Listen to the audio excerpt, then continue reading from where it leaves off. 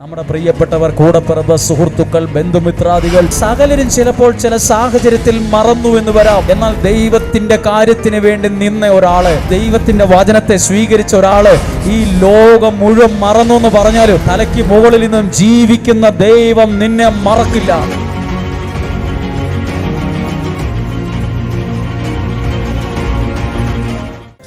ഇന്ന് കേൾക്കാൻ പോകുന്ന ആ വചനം, അതിനകത്ത് ദൈവം എനിക്ക് എന്തെല്ലാം ഒരുക്കിയിട്ടുണ്ടോ അത് മുഴുവൻ എനിക്ക് ലഭിക്കണം.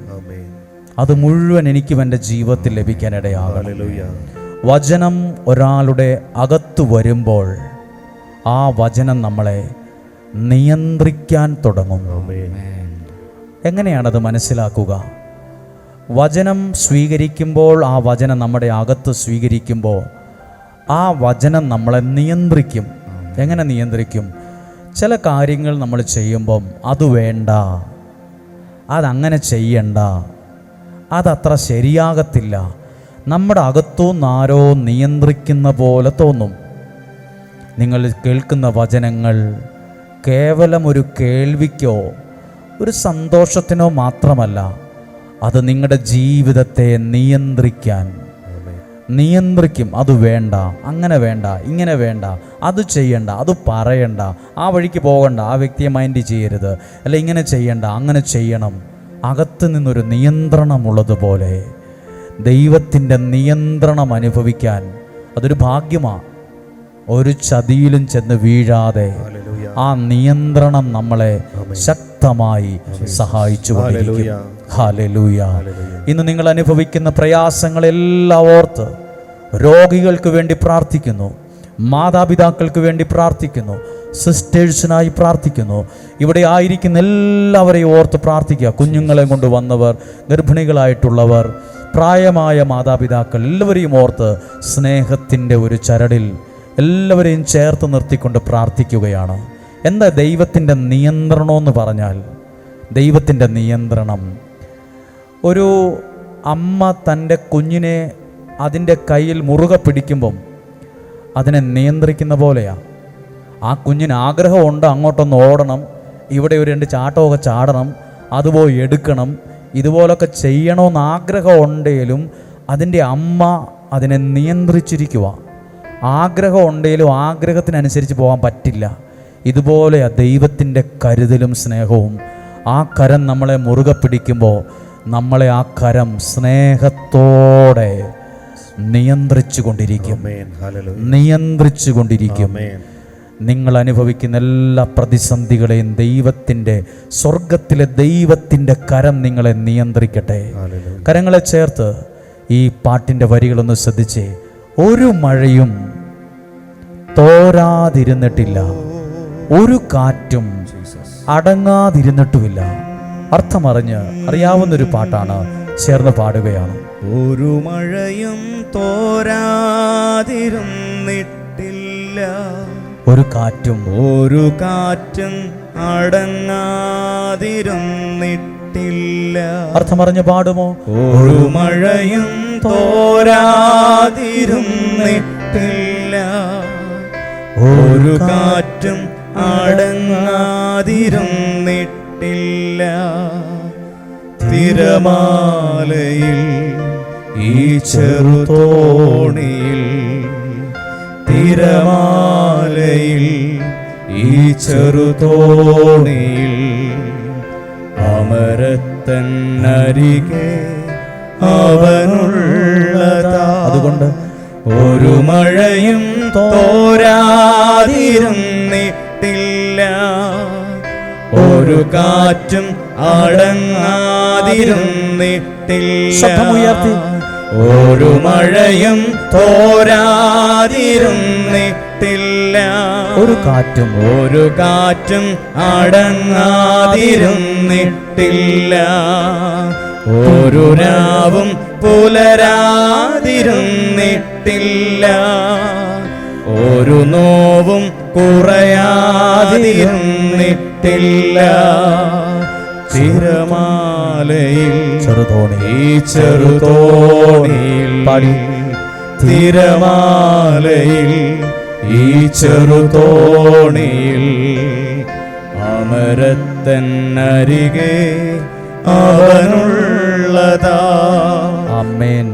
പരിശുദ്ധാത്മാവേ, ഇന്ന് കേൾക്കുന്ന ആ വചനം ഞങ്ങളുടെ ജീവിതത്തിനൊരു വലിയ അനുഗ്രഹമായി മാറണമേ.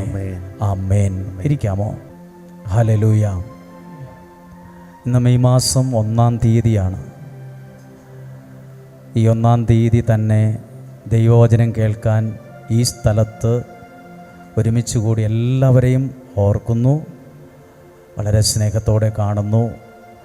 നല്ല സഹിച്ച ഇവിടെ ഇരിക്കുന്നതെന്നറിയാം. എല്ലാ തരത്തിലും നല്ല ശരീരത്തിന് നല്ല ചൂട് അനുഭവിക്കുന്ന ഒരു അന്തരീക്ഷത്തിനകത്താണ് നിങ്ങളിരിക്കുന്നത്. ഇങ്ങനെ ഇരിക്കുന്നത് തന്നെ ഒരു ചെറിയ കാര്യമല്ല, ഒരു പ്രോഗ്രാം കാണാമെന്നിരിക്കുമല്ല.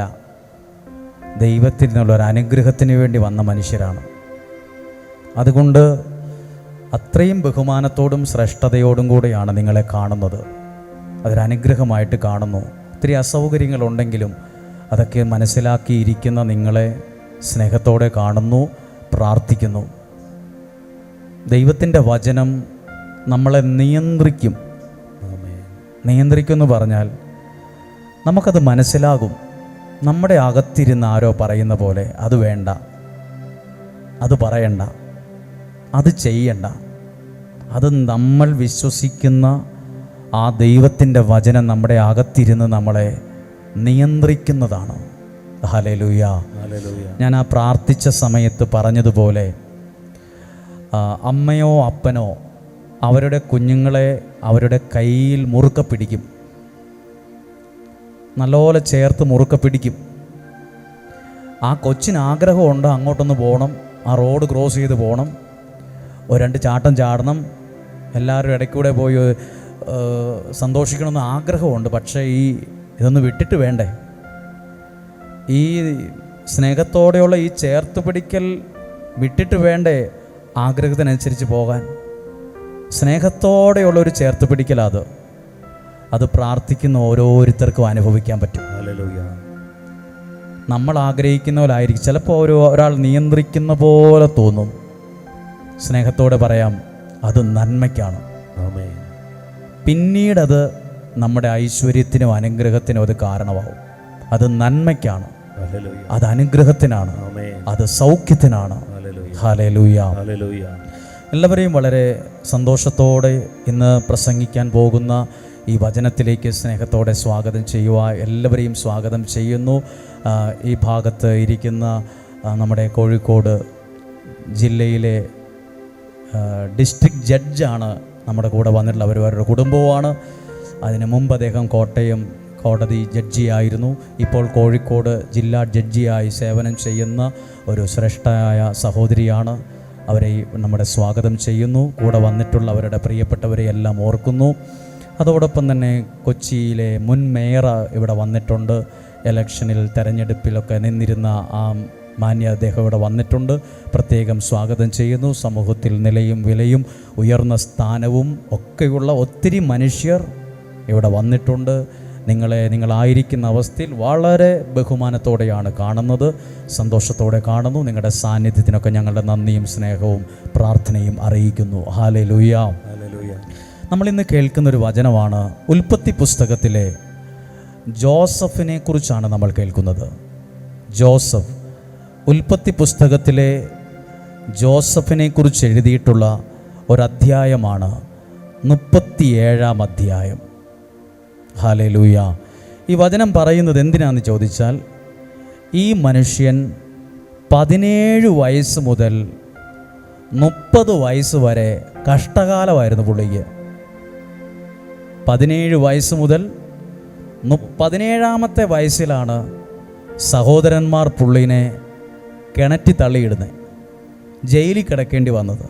അങ്ങനെ 30 വയസ്സ് വരെ ഈ വ്യക്തിക്ക് സത്യം പറഞ്ഞാൽ നല്ല കാലമല്ലായിരുന്നു. എല്ലാവരും എതിരായിരുന്നു, കഷ്ടകാലമായിരുന്നു. പക്ഷേ ഈ മനുഷ്യൻ 30-ാമത്തെ വയസ്സിൽ രാജ്യത്തിൻ്റെ ഭരണാധികാരിയായി, പ്രധാനപ്പെട്ട ഒരാളായി രാജ്യത്തിൻ്റെ മാറി. 110 വയസ്സ് വരെയാണ് ജീവിച്ചത്. 30 വയസ്സ് തൊട്ട് ആയുസ്സെത്തുന്നത് വരെ പിന്നീട് ജീവിച്ചത് രാജാവായിട്ടാണ്. ആമേൻ. കാര്യം കുറച്ച് വർഷം 10-18 വർഷത്തോളം സഹിച്ചെങ്കിലും പിന്നീട് അനുഗ്രഹത്തോടെ 80 വർഷക്കാലം ജീവിച്ചത് ഭിക്ഷക്കാരനായിട്ടല്ല, രാജാവായിട്ടാണ് ജീവിച്ചത്. ആമേൻ. നമ്മുടെ അതാ മുമ്പേ പാടിയത്, ഒരു മഴയും തോരാതിരുന്നിട്ടില്ല, ഒരു കാറ്റും എന്നും ഇങ്ങനെ കാറ്റായിട്ട് അടിച്ചുകൊണ്ടിരുന്നിട്ടില്ല. ചില അനുഗ്രഹമുള്ള കാര്യങ്ങൾ ജീവിതത്തിൽ ദൈവം കൊണ്ടുവരും. ഹല്ലേലൂയ. ആമേൻ. നന്നായി ജീവിക്കാനുള്ള ദൈവാനുഗ്രഹം ദൈവം നമുക്ക് തരും. ആ ഒരു മനുഷ്യനെക്കുറിച്ച് പ്രസംഗിക്കാൻ, ഇദ്ദേഹം ഇങ്ങനെ അനുഗ്രഹം ഉണ്ടാകാനുള്ളൊരു കാരണത്തെക്കുറിച്ച് വായിക്കാം. ഉൽപ്പത്തി പുസ്തകം 37-ാം അധ്യായം 5-ാമത്തെ വാക്യം. ഒരിക്കൽ ജോസഫിനൊരു സ്വപ്നമുണ്ടായി. ഒരിക്കൽ ജോസഫിന് ദൈവം ഒരു സ്വപ്നം കൊടുത്തു. എന്ത് കൊടുത്തു? സ്വപ്നം. ഇതേ സ്വപ്നം നമ്മളാ കാണുന്നേ പറയും, ഒരു പൊട്ട സ്വപ്നം വന്നിരിക്കുന്നു. ഇതൊക്കെയാണോ സ്വപ്നം? കുറേ പാടവും നെല്ലും ഗോതമ്പും അതിൻ്റെ കതിരിങ്ങനെ വളഞ്ഞു നിൽക്കുന്നു, നേരെ നിൽക്കുന്നു. ഇതൊക്കെയാണോ സ്വപ്നം? ദൈവം കൊടുത്ത സ്വപ്നത്തെ മുറുകെ പിടിച്ച വ്യക്തിയാണ് ജോസഫ്.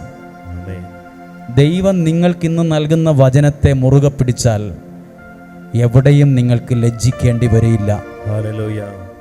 അതിനെക്കുറിച്ച് ഞാൻ പറയുവാണ്. ജോസഫ് എന്ത് സ്വപ്നമാണ് കണ്ടതെന്ന് 7-ാമത്തെ വാക്യം. 1-ാമത്തെ സ്വപ്നം, 2 സ്വപ്നമായി ഇദ്ദേഹം കണ്ടത്. 1-ാമത്തെ സ്വപ്നം, നമ്മൾ പാടത്ത് കറ്റ കെട്ടിക്കൊണ്ടിരിക്കുകയായിരുന്നു. നമ്മൾ നമ്മുടെ കൃഷിഭൂമിയിൽ നെല്ല് ഗോതമ്പോ കൊയ്തുകൊണ്ടിരിക്കുമായിരുന്നു. അപ്പോഴിതാ എൻ്റെ കറ്റ എഴുന്നേറ്റ് നിന്നു. ഞാൻ കൊയ്ത് പാടത്ത് വച്ച കറ്റ നേരെ നിൽക്കുന്നു. സഹോദരന്മാർ കൊയ്ത കറ്റകളെല്ലാം ഗോതമ്പിൻ്റെയോ നെല്ലിൻ്റെയോ ഭാരം കൊണ്ടിങ്ങനെ താന്നു നിൽക്കുന്നു. ഇതാണ് കണ്ട സ്വപ്നം. ഇത് കണ്ടപ്പോൾ സഹോദരന്മാർ പരിഹസിച്ചു. നീ എന്താ ഞങ്ങളെ ഭരിക്കുമെന്നാണോ വിചാരിക്കുന്നത്? നീ വലിയ ആളാകും, ഞങ്ങളെല്ലാം നിന്നെ കുമ്പിട്ട് ആരാധിക്കുമെന്നാണോ വിശ്വസം? നടക്കത്തില്ലെന്ന് പറഞ്ഞു. ചില സ്വപ്നങ്ങൾ ദൈവം നമുക്ക് തരുന്നതാണ്. ആമേൻ. ചില വചനങ്ങളും അത് നമ്മളുടെ ജീവിതത്തിൻ്റെ ഒരു അനുഗ്രഹത്തിന് കാരണമാണ്. ഞാൻ പറയാം, ജോസഫ് എപ്പോഴെങ്കിലും ചിന്തിച്ചോ, ഇതൊക്കെ എന്നാ സ്വപ്നമാണ്? കുറേ പാടവും നെല്ലും ഗോതമ്പും കതിരും ഇതൊക്കെ എന്നാ സ്വപ്നമാണെന്ന് പറഞ്ഞ് പുള്ളി തള്ളിക്കളഞ്ഞായിരുന്നെങ്കിൽ ഒരൈശ്വര്യവും പുള്ളിക്കുണ്ടാകത്തില്ലായിരുന്നു. ദൈവം കൊടുത്ത സ്വപ്നമാണേ പോലും ആ സ്വപ്നത്തെക്കുറിച്ച് സഹോദരന്മാർ പരിഹസിച്ചപ്പോഴും ദൈവം കൊടുത്ത സ്വപ്നത്തെ പോലും അതിന് വില കൊടുത്ത ആളുടെ പേരാണ് ജോസഫ്. ആമേൻ. ഹല്ലേലൂയ. ഹല്ലേലൂയ. ദൈവം നൽകുന്നതിന് വില കൊടുത്താൽ ദൈവവും നിങ്ങൾക്കൊരു നല്ല വില നൽകാതിരിക്കത്തില്ല. ആമേൻ. ഞാനിവിടെ എന്നേക്കാൾ ശ്രേഷ്ഠരായ നിങ്ങളുടെ മുമ്പിൽ നിൽക്കാൻ ഞാൻ വലിയ വീട്ടിൽ ജനിച്ചത് കൊണ്ടോ വലിയ പാരമ്പര്യം ഉള്ളത് കൊണ്ടോ വലിയ വിദ്യാഭ്യാസമുള്ളത് കൊണ്ടോ അല്ല. ഇവിടെ ഇരിക്കുന്ന പലരുടെയും അത്രയും വിദ്യാഭ്യാസ യോഗ്യതയോ കുടുംബ യോഗ്യതയോ എനിക്കില്ല. ഞാൻ 10ാം ക്ലാസ്സിൽ ജയിച്ച ആൾ പോലുമല്ല. ആദ്യത്തെ പരീക്ഷയിൽ തോറ്റ് പാരൽ കോളേജിൽ പോയി 2ാമതും പഠിച്ച് എഴുതി കഷ്ടി ജയിച്ചിട്ടേ ഉള്ളൂ. എനിക്ക് ഒരിക്കലും നിങ്ങളുടെ അടുത്ത് നിന്ന് പ്രസംഗിക്കാനുള്ള യോഗ്യതയില്ല. പക്ഷെ ഇവിടെ നിൽക്കാൻ കാരണം ഞാൻ ദൈവത്തിനും ദൈവവചനത്തിനും ഒരു കാലത്ത് കൊടുത്ത വിലയാണ് എനിക്ക് നിങ്ങളുടെ മുമ്പിൽ നിൽക്കാൻ ഒരു അനുഗ്രഹമായി മാറിയത്. ആമേൻ. ജോസഫിന് ദൈവം കൊടുത്തത് ഒരു സ്വപ്നമാണ്. ആ സ്വപ്നത്തെ പുള്ളി മുറുകെ പിടിച്ചു. ഈ സ്വപ്നം കൊണ്ട് തന്നെ പുള്ളി രക്ഷപ്പെട്ടു. ഹല്ലേലൂയ. പിന്നീട് ആർക്കും കിട്ടാത്തൊരു ഭാഗ്യം പുള്ളിക്ക് കിട്ടി. രാജാവിൻ്റെ സ്വപ്നം വ്യാഖ്യാനിക്കാൻ ആർക്കും ചെയ്യാൻ പറ്റാത്തത് ചിലപ്പോൾ നാളുകളിൽ നിങ്ങളെ കൊണ്ട് ദൈവം ചെയ്യിപ്പിക്കും. ഹല്ലേലൂയ. ആമേൻ. ആരുടെയും മനസ്സിൽ തോന്നാത്തൊരു ഐഡിയ ദൈവം നിങ്ങൾക്ക് തരും. ഹല്ലേലൂയ. ആരും ഇന്നു വരെ തോന്നാത്ത ബിസിനസ് ചെയ്യാനുള്ള ഒരു ഐഡിയ ദൈവം നിങ്ങൾക്ക് തരും. ആമേൻ. നമ്മളോട് ചോദിക്കും, നിനക്ക് എവിടെ നിന്ന് കിട്ടിയ ഐഡിയ? ആർക്കും ചെയ്യാൻ പറ്റാതെ ഇരിക്കുന്നത് നിങ്ങളെ കൊണ്ട് ദൈവം ചെയ്യിപ്പിച്ച് നിങ്ങളെ മുൻപന്തിയിലെത്തിക്കും. ആമേൻ. ഹല്ലേലൂയ. ഹല്ലേലൂയ. ഹല്ലേലൂയ. ഇത് സംഭവിക്കും. അതുകൊണ്ടാണ് പറയുന്നത്, ഒന്നാം സ്ഥാനത്തിന് വേണ്ടി വഴക്ക് കൂടാൻ പോവല്ല്. ഒന്നാം സ്ഥാനത്തിന് വേണ്ടി വഴക്ക് കൂടി എത്താൻ നോക്കിയവ പലരും ഒരു സ്ഥാനത്തും എത്താതെ പുറകെ കിടപ്പുണ്ട്. എവിടെയും മുന്നിൽ കയറാൻ വേണ്ടി വഴക്കുണ്ടാക്കണ്ട, ഒന്നും ആകാതെ പോവും. ദൈവത്തിൻ്റെ സന്നിധിയിൽ താഴ്മയോടെ നിൽക്കുക. ദൈവം ഉയർത്തി എത്തേണ്ടിടത്ത് മാന്യമായി എത്തിച്ചോളും. അവിടെ പ്രവർത്തിക്കുന്നത് സ്വർഗത്തിൻ്റെ കരമായിരിക്കും. ചില കാര്യങ്ങൾ ഇന്ന് പറയാനുണ്ട്. പിന്നെ ഇദ്ദേഹം ഒരു സ്വപ്നം കണ്ടു. അതാ 9-ാമത്തെ വാക്യം. അവന് വീണ്ടും ഒരു സ്വപ്നമുണ്ടായി. ഒരു സ്വപ്നം കണ്ടു. ആ സ്വപ്നത്തെ പുച്ഛിച്ച് കളഞ്ഞായിരുന്നേ രണ്ടാമതൊരു സ്വപ്നം ഉണ്ടാകത്തില്ല. നമ്മൾ ദൈവം തരുന്ന എന്തിനേയും സ്നേഹിച്ച് സ്വീകരിച്ച് അത് വീണ്ടും വീണ്ടും അത് അനുഗ്രഹമായിട്ട്. അതെന്ത് കാര്യമായാലും നിങ്ങൾ ദൈവം തന്ന സമ്പത്തിനെ നന്ദിയോടെ സ്വീകരിച്ച് ആ സമ്പത്ത് ഒരു അനുഗ്രഹമായി മാറിക്കൊണ്ടിരിക്കും. വിശ്വസിക്കുന്നു. എന്ത് ചെറിയ കാര്യമായാലും, ഓ എനിക്കിത്രേ ഉള്ളൂ, എനിക്കിതേ ഉള്ളൂ, എൻ്റെ ഈ പൊട്ട വീടാ, ഈ പൊട്ട വണ്ടിയേ ഉള്ളൂ, അങ്ങനെ പറഞ്ഞാൽ ഒന്നും ശരിയാകത്തില്ല. ദൈവം തന്നതിനെ സന്തോഷത്തോടെ സ്വീകരിച്ചാൽ അത് നിനക്ക് കാലക്രമത്തിൽ ഒരു അനുഗ്രഹമായിട്ട് മാറും. ഒന്ന്. രണ്ടാമതെന്തോ കണ്ട സ്വപ്നം, അവൻ തൻ്റെ സഹോദരന്മാരോട് പറഞ്ഞു, ഞാൻ വേറൊരു സ്വപ്നം കണ്ടു. ഞാൻ വേറെ ഒരു സ്വപ്നം കൂടി കണ്ടു. സൂര്യനും ചന്ദ്രനും 11 നക്ഷത്രങ്ങളും സൂര്യനും ചന്ദ്രനും 11 നക്ഷത്രങ്ങളൂടെ എന്നെ താണു വണങ്ങി, എന്നെ വണങ്ങിക്കൊണ്ട് നിൽക്കുന്ന ഒരു സ്വപ്നം കണ്ടു. ആര് കേട്ടാലും ചിരി വരും. ഇതെന്നാ സ്വപ്നമായത്? സൂര്യനും ചന്ദ്രനും നക്ഷത്രങ്ങളും പുള്ളിനെ കുമ്പിട്ട് നിൽക്കുന്നത് പുള്ളി എങ്ങനെ കണ്ടു? ഇതെന്നാ സ്വപ്നമാ? കേൾക്കുമ്പോൾ ഇത് പൊട്ട സ്വപ്നമാണെന്ന് തോന്നിയാലും ജോസഫ് ദൈവം കൊടുത്ത സ്വപ്നത്തിന് അത്രയും വില കൊടുത്താ സ്വീകരിച്ച്. സഹോദരന്മാർ ഈ സ്വപ്നം കേട്ടപ്പോ എന്നാ സ്വപ്നമായത്? നീ ഞങ്ങളെ ഭരിക്കൂന്നാണോ വിചാരിക്കുന്നേ? പരിഹസിച്ചു, ദ്വേഷിച്ചു, ദേഷ്യപ്പെട്ടു. ജോസഫ് പറഞ്ഞില്ല, ഇത് പൊട്ട സ്വപ്നമാണ്, ഞാനിതൊന്നും വിശ്വസിക്കുന്നില്ലെന്ന് പറഞ്ഞില്ല. അതിനെ സ്വീകരിച്ചത്. ഞാൻ നിങ്ങളോട് ഈ അകത്തും പുറത്തും ഒക്കെ ഇരുന്ന് വചനം കേൾക്കുന്നവരോടും ത്യാഗത്തോടെ ഇരിക്കുന്നവരോടും പറയാം, ദൈവം തരുന്നൊരു വചനമാകാം, ദൈവം നിനക്ക് തരുന്നൊരു സമയമാകാം. അതിനെ ഗൗരവമായി കണ്ടാൽ നിങ്ങളെയും നിങ്ങളുടെ ജീവിതത്തെയും നിങ്ങളുടെ മക്കളെയും ദൈവവും ഗൗരവമായി തന്നെ കാണും. വിശ്വസിക്കുന്നു. ഇന്ന് ആകെ ദരിദ്രനെ പോലെ ആണേലും ദൈവത്തിനറിയാം നാളുകളിൽ രാജാവിനെ പോലെ നിങ്ങളെ നടത്തിക്കാൻ. ചില കാര്യങ്ങൾ പറയാനുണ്ട്. ഇന്നുള്ള അവസ്ഥയ്ക്ക് മാറ്റം വരുത്താൻ കഴിവുള്ളവന്റെ മുമ്പിലാണ് നമ്മൾ വന്നിരിക്കുന്നത്. ഹല്ലേലൂയ. ഇങ്ങനെ വില കൊടുത്ത ഈ ജോസഫിനെ സഹോദരന്മാർ എവിടെ ഇട്ടു എന്നറിയാമോ? അതൊന്ന് വായിക്കാം. 37-ാം അധ്യായം 24-ാമത്തെ വാക്യം. അവനെ ഒരു കുഴിയിൽ തള്ളിയിട്ടു. ആര്? നാട്ടുകാരോ ദേശക്കാരോ ശത്രുക്കളോ അല്ല, ഒപ്പം നിന്നവർ. നമ്മളെയൊക്കെ ചില കുഴികളിൽ തള്ളിയിടുന്നവർ അങ്ങ് ദൂരെ നിന്നും വരുന്നവരല്ല, കൂടെ നിൽക്കുന്നവർ തന്നെയായിരിക്കും. ശ്രദ്ധിച്ചോണം. സഹോദരന്മാർ അവനെ ഒരു കുഴിയിൽ തള്ളിയിട്ടു. അതേത് കുഴിയായിരുന്നു? അത് വെള്ളമില്ലാത്ത പൊട്ടക്കിണറായിരുന്നു. വെള്ളമില്ലാത്ത ഒരു പൊട്ടക്കിണറ്റിൽ നമ്മൾ നമ്മുടെ വീട്ടിലെ പൂച്ചക്കുഞ്ഞിനെ പോലും ഇടുകയല്ല.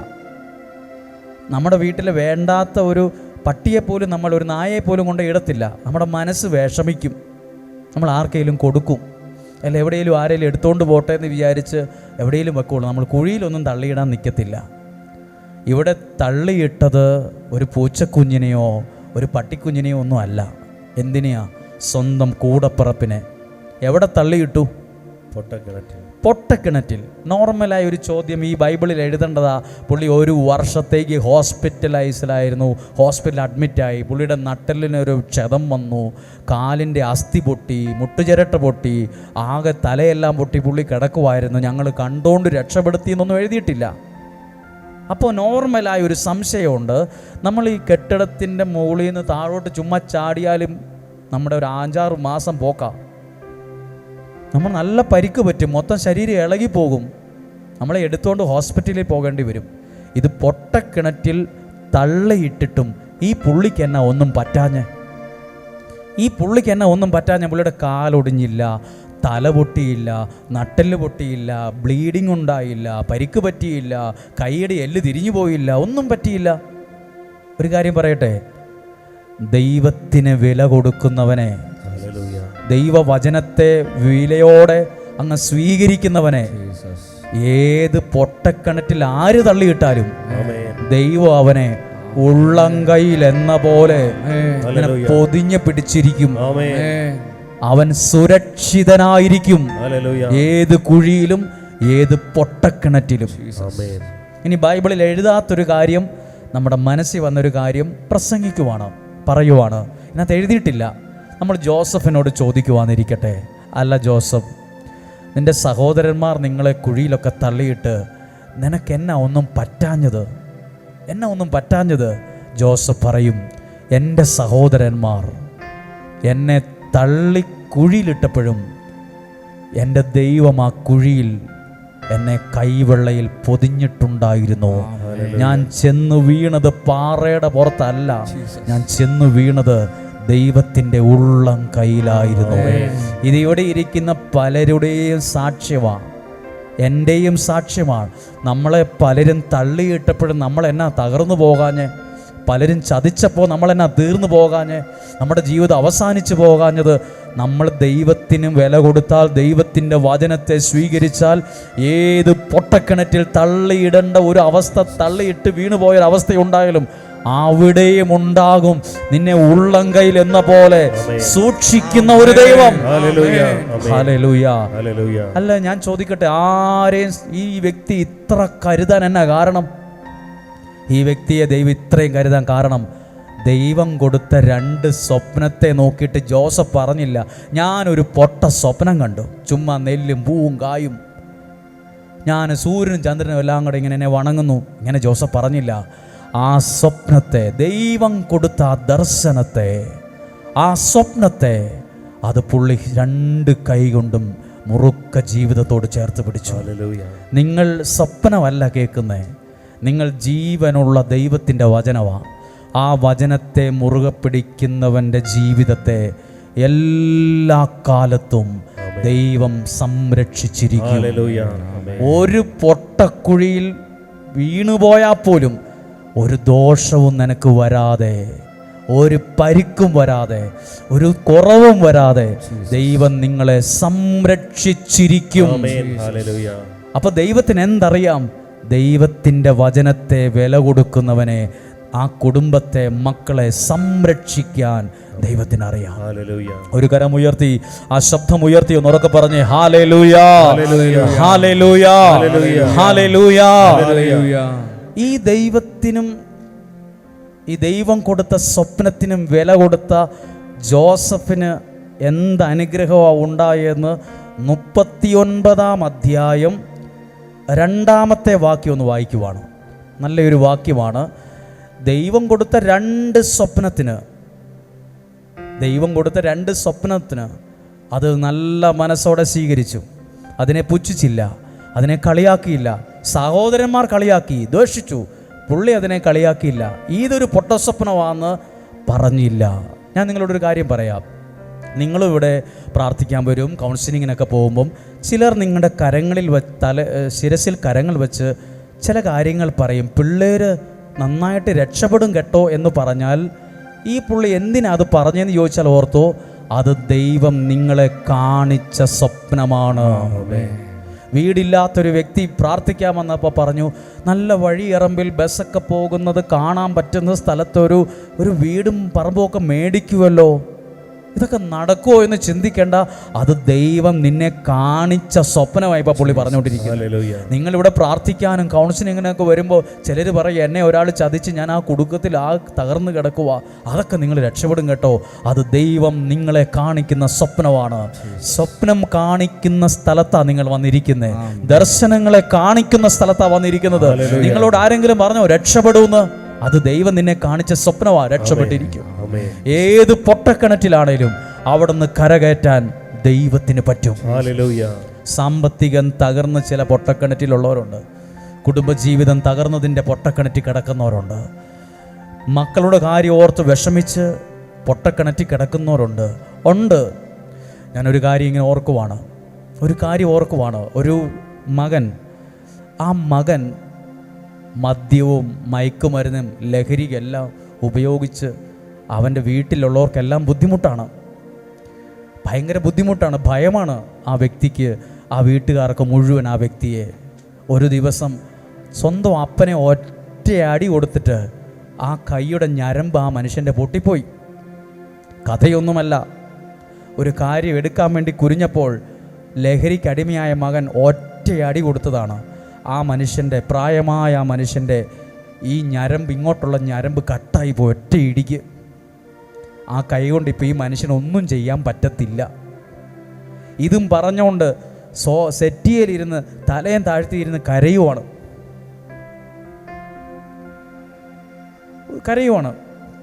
അപ്പോൾ ആ മനുഷ്യൻ, കഴിഞ്ഞ ആഴ്ച ഞാനിത് സൂചിപ്പിച്ച, അപ്പം ആ മനുഷ്യൻ പറഞ്ഞു, അച്ഛൻ വേഗം പൊക്കോ, ചിലപ്പോൾ എൻ്റെ മകൻ ഇപ്പോൾ വരും. അവൻ വരുമ്പോൾ ഞങ്ങൾ വേഗം റൂമിനകത്ത് കയറി അടച്ചിരിക്കും. പേടിയാണ്. അവൻ ഒറ്റയ്ക്ക് ഭക്ഷണം എടുക്കും, കഴിക്കും, പോവും. പക്ഷേ ഈ കഴിഞ്ഞ 2 ദിവസം മുമ്പ് ഒരു കാര്യം കേട്ടു. ആ ഭയങ്കര മാറ്റം അവനെന്ന്, ഭയങ്കര മാറ്റം.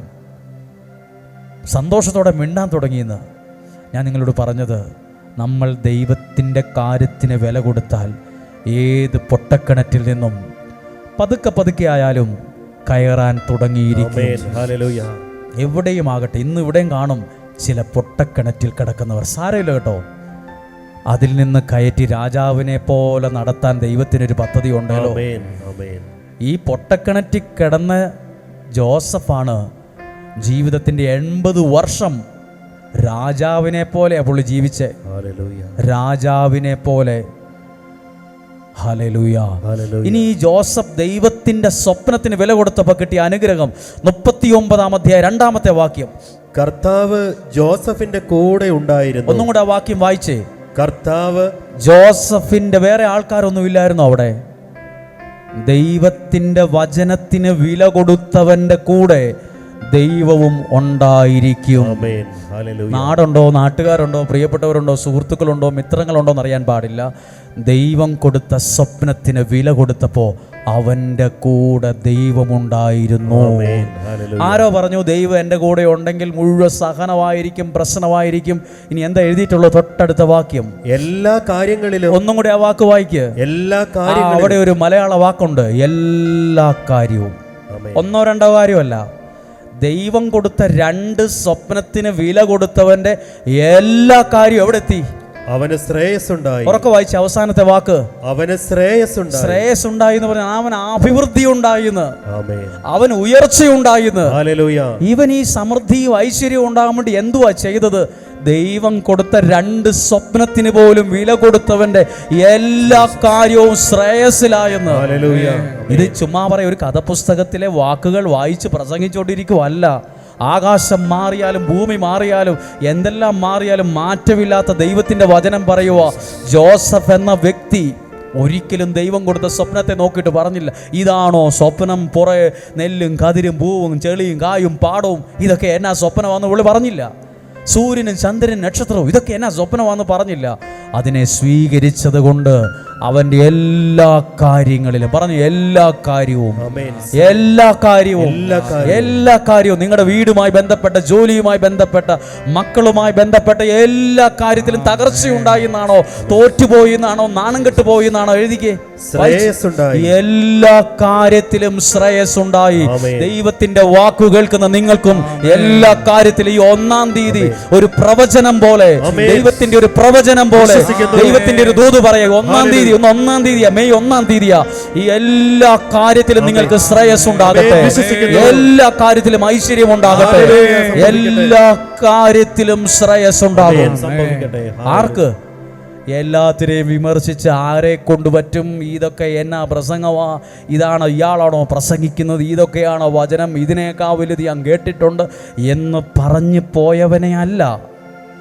ആ സ്വപ്നമാണെ പോലും അതിന് വില കൊടുത്തവനെ എല്ലാ കാര്യത്തിലും ശ്രേയസ്സുണ്ടായി. ഹല്ലേലൂയ. നമ്മളിപ്പോൾ കേട്ടുകൊണ്ടിരിക്കുന്നത് ദൈവത്തിൻ്റെ വചനമാ.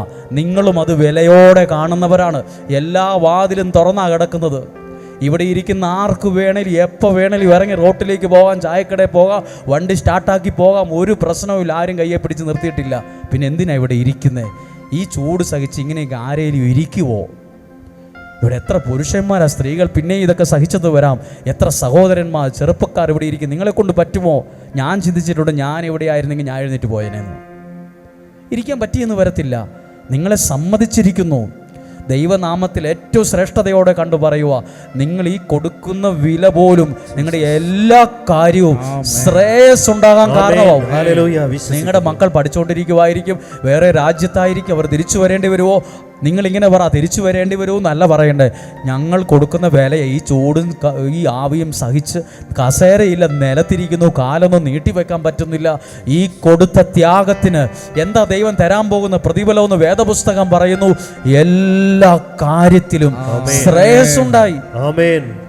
ഏതേലും 4-5 കാര്യത്തിൽ ശ്രേയസ്സുണ്ടായി എന്നല്ല, ഒരു വാക്കവിടെ ഉണ്ട്.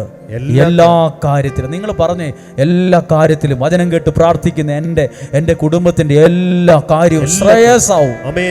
എല്ലാ കാര്യത്തിലും ശ്രേയസ് ഉണ്ടാകും എന്ന് വിശ്വസിച്ച് പറഞ്ഞു. എല്ലാ കാര്യത്തിലും എൻ്റെ കൃഷിയിടം, ജോലി മേഖലകൾ, പഠനം, വിദ്യാഭ്യാസം, കുടുംബജീവിതം, എല്ലാ കാര്യത്തിലും പറഞ്ഞേ ശ്രേയസ് ഉണ്ടാകും. ഹല്ലേലൂയ. ആരോ പറഞ്ഞു, ദൈവം നിന്റെ കൂടെ ഉണ്ട്, നിനക്ക് ഭയങ്കര സഹനമായിരിക്കും, ഭയങ്കര പ്രതിസന്ധി ആയിരിക്കും, നിന്റെ കാര്യം കട്ടപ്പോകയായിരിക്കും. ബൈബിൾ പറയുന്നത് ഇങ്ങനെയാണ്, ദൈവം നിന്റെ കൂടെ ഉണ്ട്, നിന്റെ കാര്യം കട്ടപ്പോകയാകും എന്നല്ല പറഞ്ഞ്, നിന്റെ ജീവിതം ശ്രേയസ് ഉണ്ടാകും എന്നാ പറഞ്ഞ്, നിനക്ക് അനുഗ്രഹത്തിൽ കയറാൻ പറ്റും എന്നാ പറഞ്ഞത്. ഇനി ഇത്രയേ ഉള്ളോ? അടുത്ത ഭാഗം വായിച്ചേ. ഈജിപ്തുകാരനായ യജമാനന്റെ വീട്ടിലായിരുന്നു അവൻ, കർത്താവ് അവന്റെ കൂടെ ഉണ്ടെന്നും. അടുത്ത ഭാഗം ശ്രദ്ധിച്ചോണേ. അവൻ ചെയ്യുന്നതൊക്കെ അവിടുന്ന് മംഗളകരമാക്കുന്നെന്നും. സക്സസ് ആയി. ഇപ്പൊ രണ്ടാമത്തെ കാര്യമാ, ദൈവം കൊടുത്ത 2 സ്വപ്നത്തെ വിലയോടെ സ്വീകരിച്ചവൻ ചെയ്യുന്നതൊക്കെ ഭയങ്കര സക്സസ് ആയി. മറ്റൊരു വാക്കതാ, എല്ലാം ഭയങ്കര വിജയമാണ്. പുള്ളി തൊട്ടതെല്ലാം പൊന്ന്, തൊട്ടതെല്ലാം മംഗളകരമായി. നിങ്ങൾക്കും ആ ഭാഗ്യം ഉണ്ടാകട്ടെ. ചെയ്യുന്നത്, തൊടുന്നത് അത് നഷ്ടത്തിലേക്ക് പോകാതെ അത് മംഗളകരമായി തീരട്ടെ.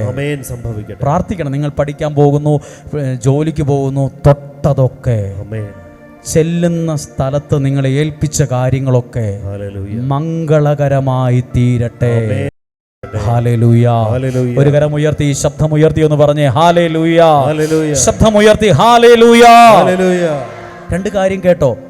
ഒന്ന് ശ്രേയസ് ഉണ്ടായി, 2 മംഗളകരമായി. ഇത് ഇന്ന് വചനം കേൾക്കുന്ന എല്ലാവർക്കും അനുഭവിക്കാൻ കഴിയട്ടെ. നിങ്ങളുടെ ജീവിതം 1-ാം തീയതി തൊട്ട് നല്ല ശ്രേയസ് ഉണ്ടാകട്ടെ, മംഗളകരമായി തീരട്ടെ. സംഭവിക്കും. വിശ്വാസത്തിൽ പറയുന്നത് യാഥാർത്ഥ്യത്തിൽ വരും. സംഭവിക്കട്ടെ. ഹല്ലേലൂയ.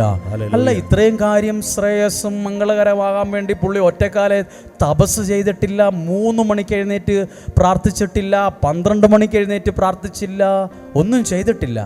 ഇതൊന്നും എഴുതിയിട്ടില്ല. പുള്ളി 3 മണിക്ക് എഴുന്നേറ്റ് 1 മണിക്കൂർ ദൈവത്തെ ആരാധിച്ചു എന്ന് എഴുതിയിട്ടില്ല. ഒറ്റക്കാലെ നിന്ന് പുള്ളി തപസ് ചെയ്തു എന്നൊന്നും പറഞ്ഞിട്ടില്ല. ആകെ ചെയ്തതേ ഉള്ളൂ, ദൈവം കൊടുത്ത 2 സ്വപ്നത്തെ അത് നല്ല മനസ്സോടെ സ്വീകരിച്ചു. നിങ്ങൾക്ക് 3 മണിക്ക് എഴുന്നേറ്റ് പ്രാർത്ഥിക്കാൻ കഴിഞ്ഞില്ലെന്ന് വരാം, നിങ്ങൾക്ക് വലിയ ത്യാഗപ്രവർത്തികളെടുത്ത് പ്രാർത്ഥിക്കാൻ കഴിഞ്ഞില്ലെന്ന് വരാം. ദൈവം തരുന്ന കുഞ്ഞൊരു വചനത്തെ സ്വീകരിക്കാൻ പറ്റുമോ? അതുമതി നിങ്ങളുടെ ജീവിതം ശ്രേയസ്സാകാൻ.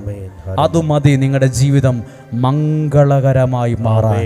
ഒരു നിമിഷം ഈ 2 കാര്യങ്ങളെ വെച്ച് എല്ലാവരും ഒന്ന് പ്രാർത്ഥിച്ച്. 2 കാര്യങ്ങളാണ് കേട്ടത്. ശ്രേയസ് ഉണ്ടായി, അതും അവൻ്റെ ചെയ്യുന്നതൊക്കെ മംഗളകരം. ഇത് ഇവിടെ ഇരിക്കുന്ന 5 പേർക്കല്ല കിട്ടേണ്ടത്. പ്രസംഗിക്കുന്ന എനിക്കും ഇത് കേൾക്കുന്ന നമ്മുടെ ജീവിതവും ഇവിടെ ഇരുന്ന് ഈ ബെടാപ്പാട്, ഈ കഷ്ടപ്പാടോടെ അവിടെ ഇരിക്കുന്നത്, ഒരു വില കൊടുത്തിട്ടാണ് ഇവിടെ ഇരിക്കുന്നത്. വീടും കാറും സൗകര്യങ്ങളൊക്കെയുള്ള നിങ്ങൾ ഇവിടെ വന്നിങ്ങനെ കൂഞ്ഞിക്കൂടി ഇരിക്കുന്നത് നിങ്ങൾക്ക് ഇരിക്കാൻ വാഹനമോ വലിയ വീടൊന്നും ഇല്ലാഞ്ഞിട്ടല്ല, അതൊക്കെ ഉണ്ടേലും വചനം കേൾക്കാനുള്ള ആഗ്രഹത്തിൽ വന്ന് പ്രാർത്ഥിക്കുന്നവരാ ശ്രേയസ് ഉണ്ടാകും. എല്ലാം മംഗളകരമായി മാറും. ആ വീട് പണിയാ മംഗളകരമായി മാറും. നിന്റെ പഠിത്തം മംഗളകരമായി മാറും. ആ വിസയ്ക്ക് അപേക്ഷിച്ചുകൊണ്ട് ആ രാജ്യത്ത് പോകണമെന്ന് ആഗ്രഹിച്ച് നടക്കുന്ന കാര്യം മംഗളകരമായി മാറും. ആ കാര്യങ്ങൾ ശ്രേയസ് ആർജിക്കാൻ ഇടവരും. എന്നാ കാരണം? ദൈവം കൊടുത്ത കാര്യത്തിന് വില കൊടുത്തവന്റെ ജീവിതം ശ്രേയസായി മംഗളകരമായി മാറി. ദൈവത്തിന്റെ വചനത്തെ സ്വീകരിക്കുന്നവരുടെ ജീവിതവും ആ രീതിയിൽ മാറാൻ തുടങ്ങട്ടെ. ഇതേ മാറ്റം ഇന്നും സംഭവിക്കട്ടെ.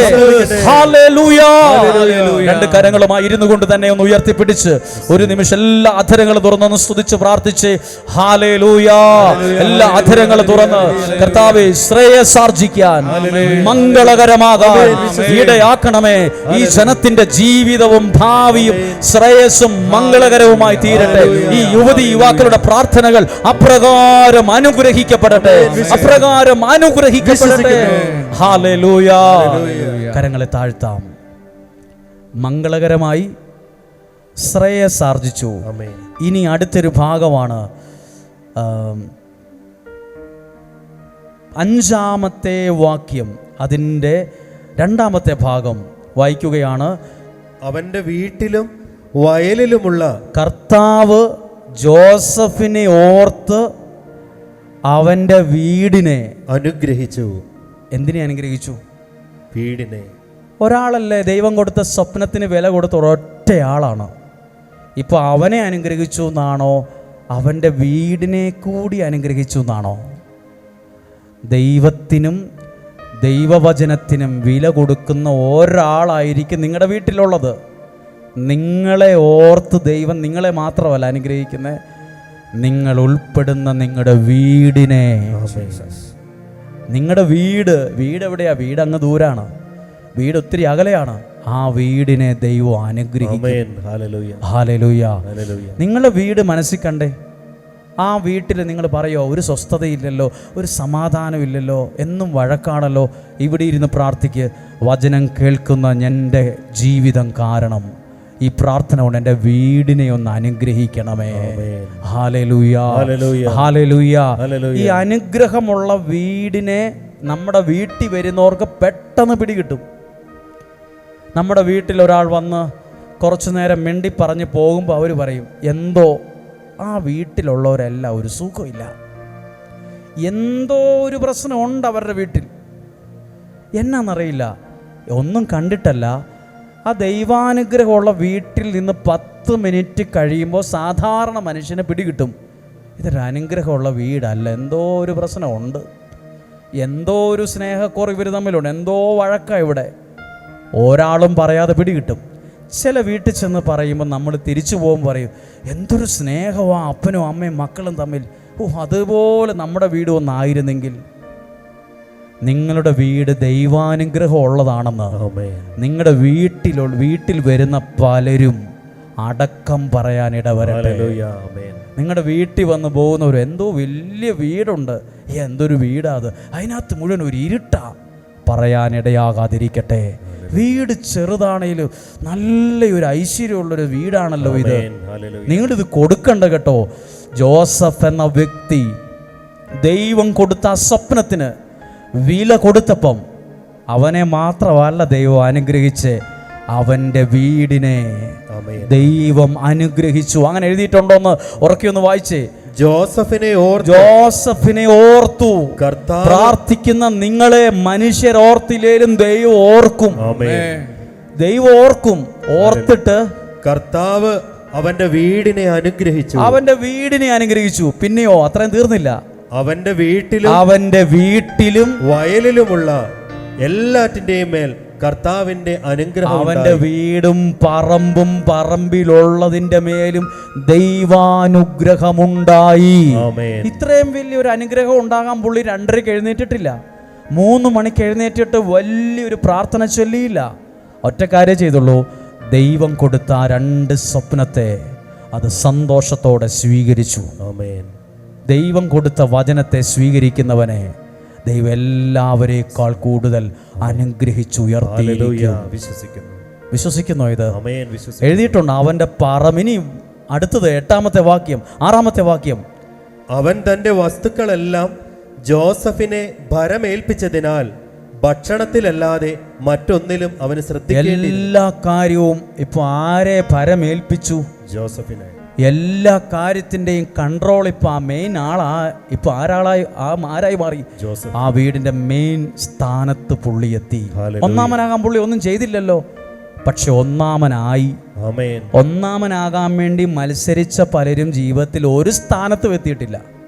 അവർ കളിച്ച് തകർന്ന് തരിപ്പണമായിട്ടേ ഉള്ളൂ.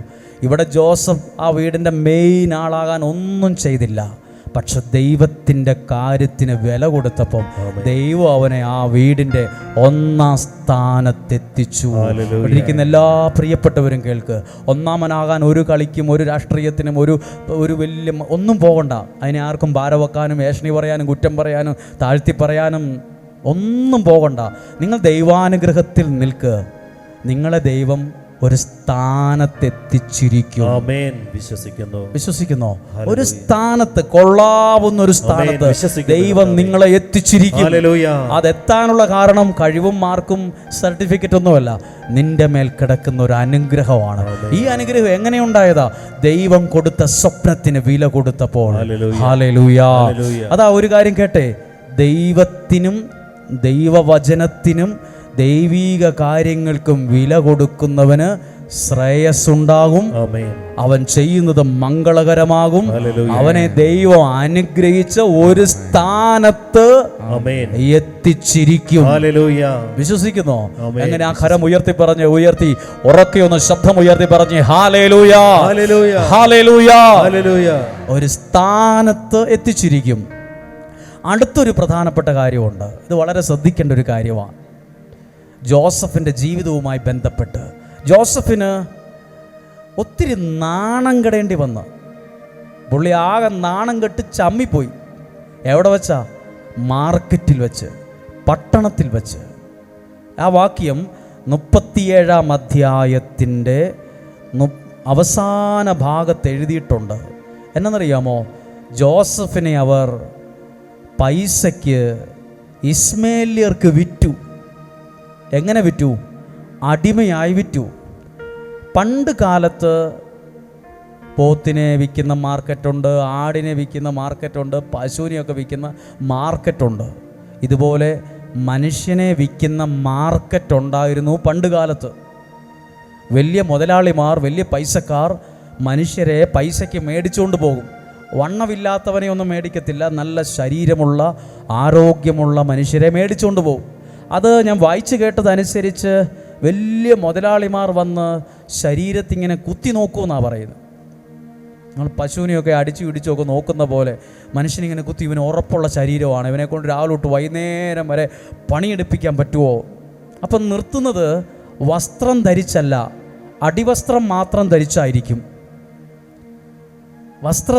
ഈ ജോസഫ് എന്ന വ്യക്തി മാർക്കറ്റിൽ നിന്നത് വസ്ത്രം ധരിച്ചല്ല. ഈ വസ്ത്രം സഹോദരന്മാർ വലിച്ചു കീറിക്കൊണ്ട് പോയി. എന്നിട്ട് ഒരു ആടിനെ കൊന്ന് അതിൻ്റെ ചോര മുക്കി പാറപ്പുറത്തിട്ട് ഉണക്കി. എന്നിട്ട് അപ്പൻ ഇത് കൊണ്ടുപോയി കാണിക്കാൻ പോവുക, നിൻ്റെ ഇളയ മകൻ ജോസഫിൻ്റെ ആണോ എന്നൊന്ന് നോക്കിക്കേ എന്ന് പറയാൻ വേണ്ടി നുണക്കഥയുണ്ടാക്കി പോകാൻ ഒരുങ്ങുവാണ്. അപ്പം ഇപ്പോൾ ജോസഫ് നിൽക്കുന്നതും ആ ടൗണിൽ കൂടെ മാർക്കറ്റിൽ കൂടെ പോയതും അർദ്ധനഗ്നനായിട്ടാണ്. വസ്ത്രം പകുതി മുക്കാൽ ഇല്ലാതെയാണ്, അടിവസ്ത്രം മാത്രം ധരിച്ചാണ്. അത് ശരിക്കും ഒരു നാണക്കേടാണ്. ഞാനിങ്ങനെ ആൾക്കാരുടെ മുഖത്ത് നോക്കും, ഇനി ഞാൻ എങ്ങനെ ജീവിക്കും? നാണം കെടുന്നത് ഭയങ്കര ബുദ്ധിമുട്ടാണ്. ഇവിടെ ഉണ്ടാവും നാണം കെട്ടുപോയവർ. നാട്ടുകാരുടെ മുമ്പിൽ, പള്ളിക്കാരുടെ മുമ്പിൽ, കുടുംബക്കാരുടെ മുമ്പിൽ നാണം കെട്ട ആളുകൾ, നാണം കെട്ടുപോയല്ലോ ഷോ എന്ന് ചിന്തിക്കുന്നവരുണ്ട്. പക്ഷേ ഈ ജോസഫ് ഒരു കാര്യം ശ്രദ്ധിച്ചേ, ഈ നാണം കെട്ടുപോയവനെ ദൈവം ഉണ്ടല്ലോ പിന്നെ അതിലൂടെ നടത്തിച്ചത് രാജാവായിട്ടാണ്. പുള്ളി ഒരു വാക്ക് പറഞ്ഞ അന്നേരെ വരാൻ 1000 ആൾക്കാരുണ്ട്. ഇന്ന് നാണം കെട്ട് നടന്നുപോയ ജോസഫ് പിന്നീട് ദൈവം അവനെ നാട്ടിക്കൂടെ നടത്തിയത് ഭിക്ഷക്കാരനായിട്ടല്ല, രാജാവായിട്ടാണ്. ഇന്നെങ്ങനെയാ നിങ്ങൾ നടക്കുന്നത്? അയ്യോ, ഞങ്ങളെപ്പോലെ ഒരു അവസ്ഥ ആർക്കും ഇല്ലല്ലോ, ഞങ്ങളുടെ പിള്ളേർക്ക് ഇവിടെ എത്താൻ പറ്റിയില്ലല്ലോ. പലരുടെ മുമ്പിലും നാണം കെട്ടുപോയോ? നല്ല ഒരു രാജാവിനെ പോലെ നടക്കാൻ നല്ലൊരു കാലം നിങ്ങളുടെ ജീവിതത്തിന്റെ അപ്പുറത്തും ദൈവം ഒരുക്കി വച്ചിട്ടുണ്ടെന്ന് ഹല്ലേലൂയ, ആമേൻ. ഹല്ലേലൂയ. ഹല്ലേലൂയ. എവിടെയൊക്കെയോ നാണം കെട്ട് പോയവരുണ്ട്. ഇവിടെ ഒരു കാര്യം ശ്രദ്ധിക്കണം, ഇത് നല്ല കാര്യമാണ്. നിങ്ങൾക്ക് എപ്പോഴും ഇത് ഓർത്ത് കുറച്ചു നേരം ചിന്തിക്കാനുണ്ട്. ജോസഫിൻ്റെ വസ്ത്രം അവർ അഴിച്ചെടുത്തു എന്നാണോ വലിച്ചു കീറിയെന്നാണോ? വലിച്ചു കീറിയെടുത്ത്. അപ്പോൾ ഇപ്പോൾ പുള്ളിക്ക് വസ്ത്രമില്ല, അടിവസ്ത്രം മാത്രമേ ഉള്ളൂ, വസ്ത്രമില്ല, ശരീരം കാണത്തക്ക വിധം ആ പുള്ളി നിൽക്കുന്നത്. അപ്പോൾ ഒരാൾ പറഞ്ഞ കാര്യമാണ് ഞാൻ നിങ്ങളോട് പറയുന്നത്. ഈ സമയത്ത് മുതൽ സ്വർഗത്തിലെ ദൈവം ഒരു തുന്നൽക്കാരനോട് വിളിച്ചു പറഞ്ഞു, ഇന്ന വ്യക്തിക്ക് നീ ഒരു രാജാവിൻ്റെ വസ്ത്രം തയ്ക്കണം. അന്നു മുതൽ സ്വർഗം ആരംഭിച്ചു. എന്തിന്? ഈ അർദ്ധനഗ്നനായി നാണം കെട്ടുപോയ ജോസഫിനെ ധരിപ്പിക്കാൻ സ്വർഗത്തിൻ്റെ ഓർഡർ അനുസരിച്ച് ഒരു തയ്യൽക്കാരൻ തയ്ക്കാൻ തുടങ്ങി ഒരു രാജകീയ വസ്ത്രം. അതിൻ്റെ അങ്ങനെയായി ആ വാക്ക് പൈസക്കാരിടുന്ന വസ്ത്രമല്ല, റോയൽ മാൻറ്റിൽ എന്നാണ് ആ ഇംഗ്ലീഷ് വാക്ക്. ഇംഗ്ലീഷ് ഡിക്ഷണറി റോയൽ മാൻറ്റിൽ എന്ന വാക്കിൻ്റെ അർത്ഥം ഇവിടെയുള്ള കോടീശ്വരന്മാരിടുന്ന വസ്ത്രമൊന്നുമല്ല, രാജാക്കന്മാർ ധരിക്കുന്ന രാജകീയ വസ്ത്രമെന്നാണ് ബ്രാക്കറ്റിട്ടിരിക്കുന്ന. റോയൽ മാൻറ്റിൽ, രാജാക്കന്മാർ മാത്രം ധരിക്കുന്ന വസ്ത്രം. ഇത് ആരെ കൊണ്ട് തയ്പ്പിച്ചു എന്നാണ് ഒരാൾ പറഞ്ഞത്. സ്വർഗത്തിലെ ദൈവം കണ്ടു ഈ മനുഷ്യൻ പലരുടെയും മുമ്പിൽ നാണം കെട്ടത്. അന്ന് മുതൽ സ്വർഗത്തിലെ ദൈവം ഒരു ഓർഡർ കൊടുത്തു, ഭൂമിയിലെ ഒരു തയ്യൽക്കാരന് നീ ഇന്ന ആൾക്ക് ഇന്ന അളവിൽ അവനൊരു രാജാവിൻ്റെ വസ്ത്രം കൊടുക്കണം. അങ്ങനെ ഒരു മനുഷ്യൻ തുന്നിയ വസ്ത്രം ഇന്ന് നാണം കെടേണ്ടി വന്നവനെ പിന്നീട് ദൈവം ധരിപ്പിച്ചത് രാജാവിൻ്റെ രാജകീയ വസ്ത്രമാണ്. സ്വപ്നത്തിൽ ആരും വിചാരിച്ചില്ല പുള്ളി ഇതേ കൂട്ടൊരു ഡ്രസ്സ് ഇട്ട് ഇതിലെ കൂടെ നടക്കൂന്ന്. ആരും വിചാരിക്കുന്നതിനപ്പുറത്ത് നിങ്ങളെ എത്തിക്കാനും നിങ്ങളെ ഈ നടത്താനും ദൈവത്തിന് പറ്റും. പലരും പറഞ്ഞിട്ടുണ്ട്, നീ എവിടെ എത്തില്ല, നീ എവിടെ എത്തത്തില്ല, നിന്റെ കാര്യം പോക്കാണ്, നീ രക്ഷപ്പെടത്തില്ല, നിന്റെ മുഴുവൻ ശാപമാണ്, നീ എവിടെ ചെന്നാലും ക്ലച്ച് പിടിക്കത്തില്ല. അതവർ പറയട്ടെ. ദൈവത്തിൻ്റെ കണ്ണുകളിലൂടെ കാണുക. ഒരു കാലത്ത് പൊട്ടക്കിണറ്റി കിടന്നവനെ ദൈവം പിന്നീട് നടത്തിയത് രാജാവായിട്ടാണ്. ആമേൻ. ഇന്നത്തെ അവസ്ഥ കണ്ട് ഡിപ്രഷൻ ഒന്നും വേണ്ട, ഈ അവസ്ഥയെ മാറ്റാൻ ദൈവത്തിന് പറ്റും. ആമേൻ. വിശ്വസിക്കുന്നു. ഒരു കാലത്ത് വസ്ത്രം വലിച്ചു കീറി നാണം കെട്ട് തല കുനിച്ചവൻ്റെ ശരീരത്ത് പിന്നെ ദൈവം ഇട്ടത് ഏത് വസ്ത്രമാണെന്നറിയോ? രാജാവിൻ്റെ വസ്ത്രം. സ്വപ്നത്തിൽ പോലും ആരെങ്കിലും വിചാരിച്ച ഇത്രയും വലിയൊരു വസ്ത്രം പുള്ളി ധരിക്കുമെന്ന്?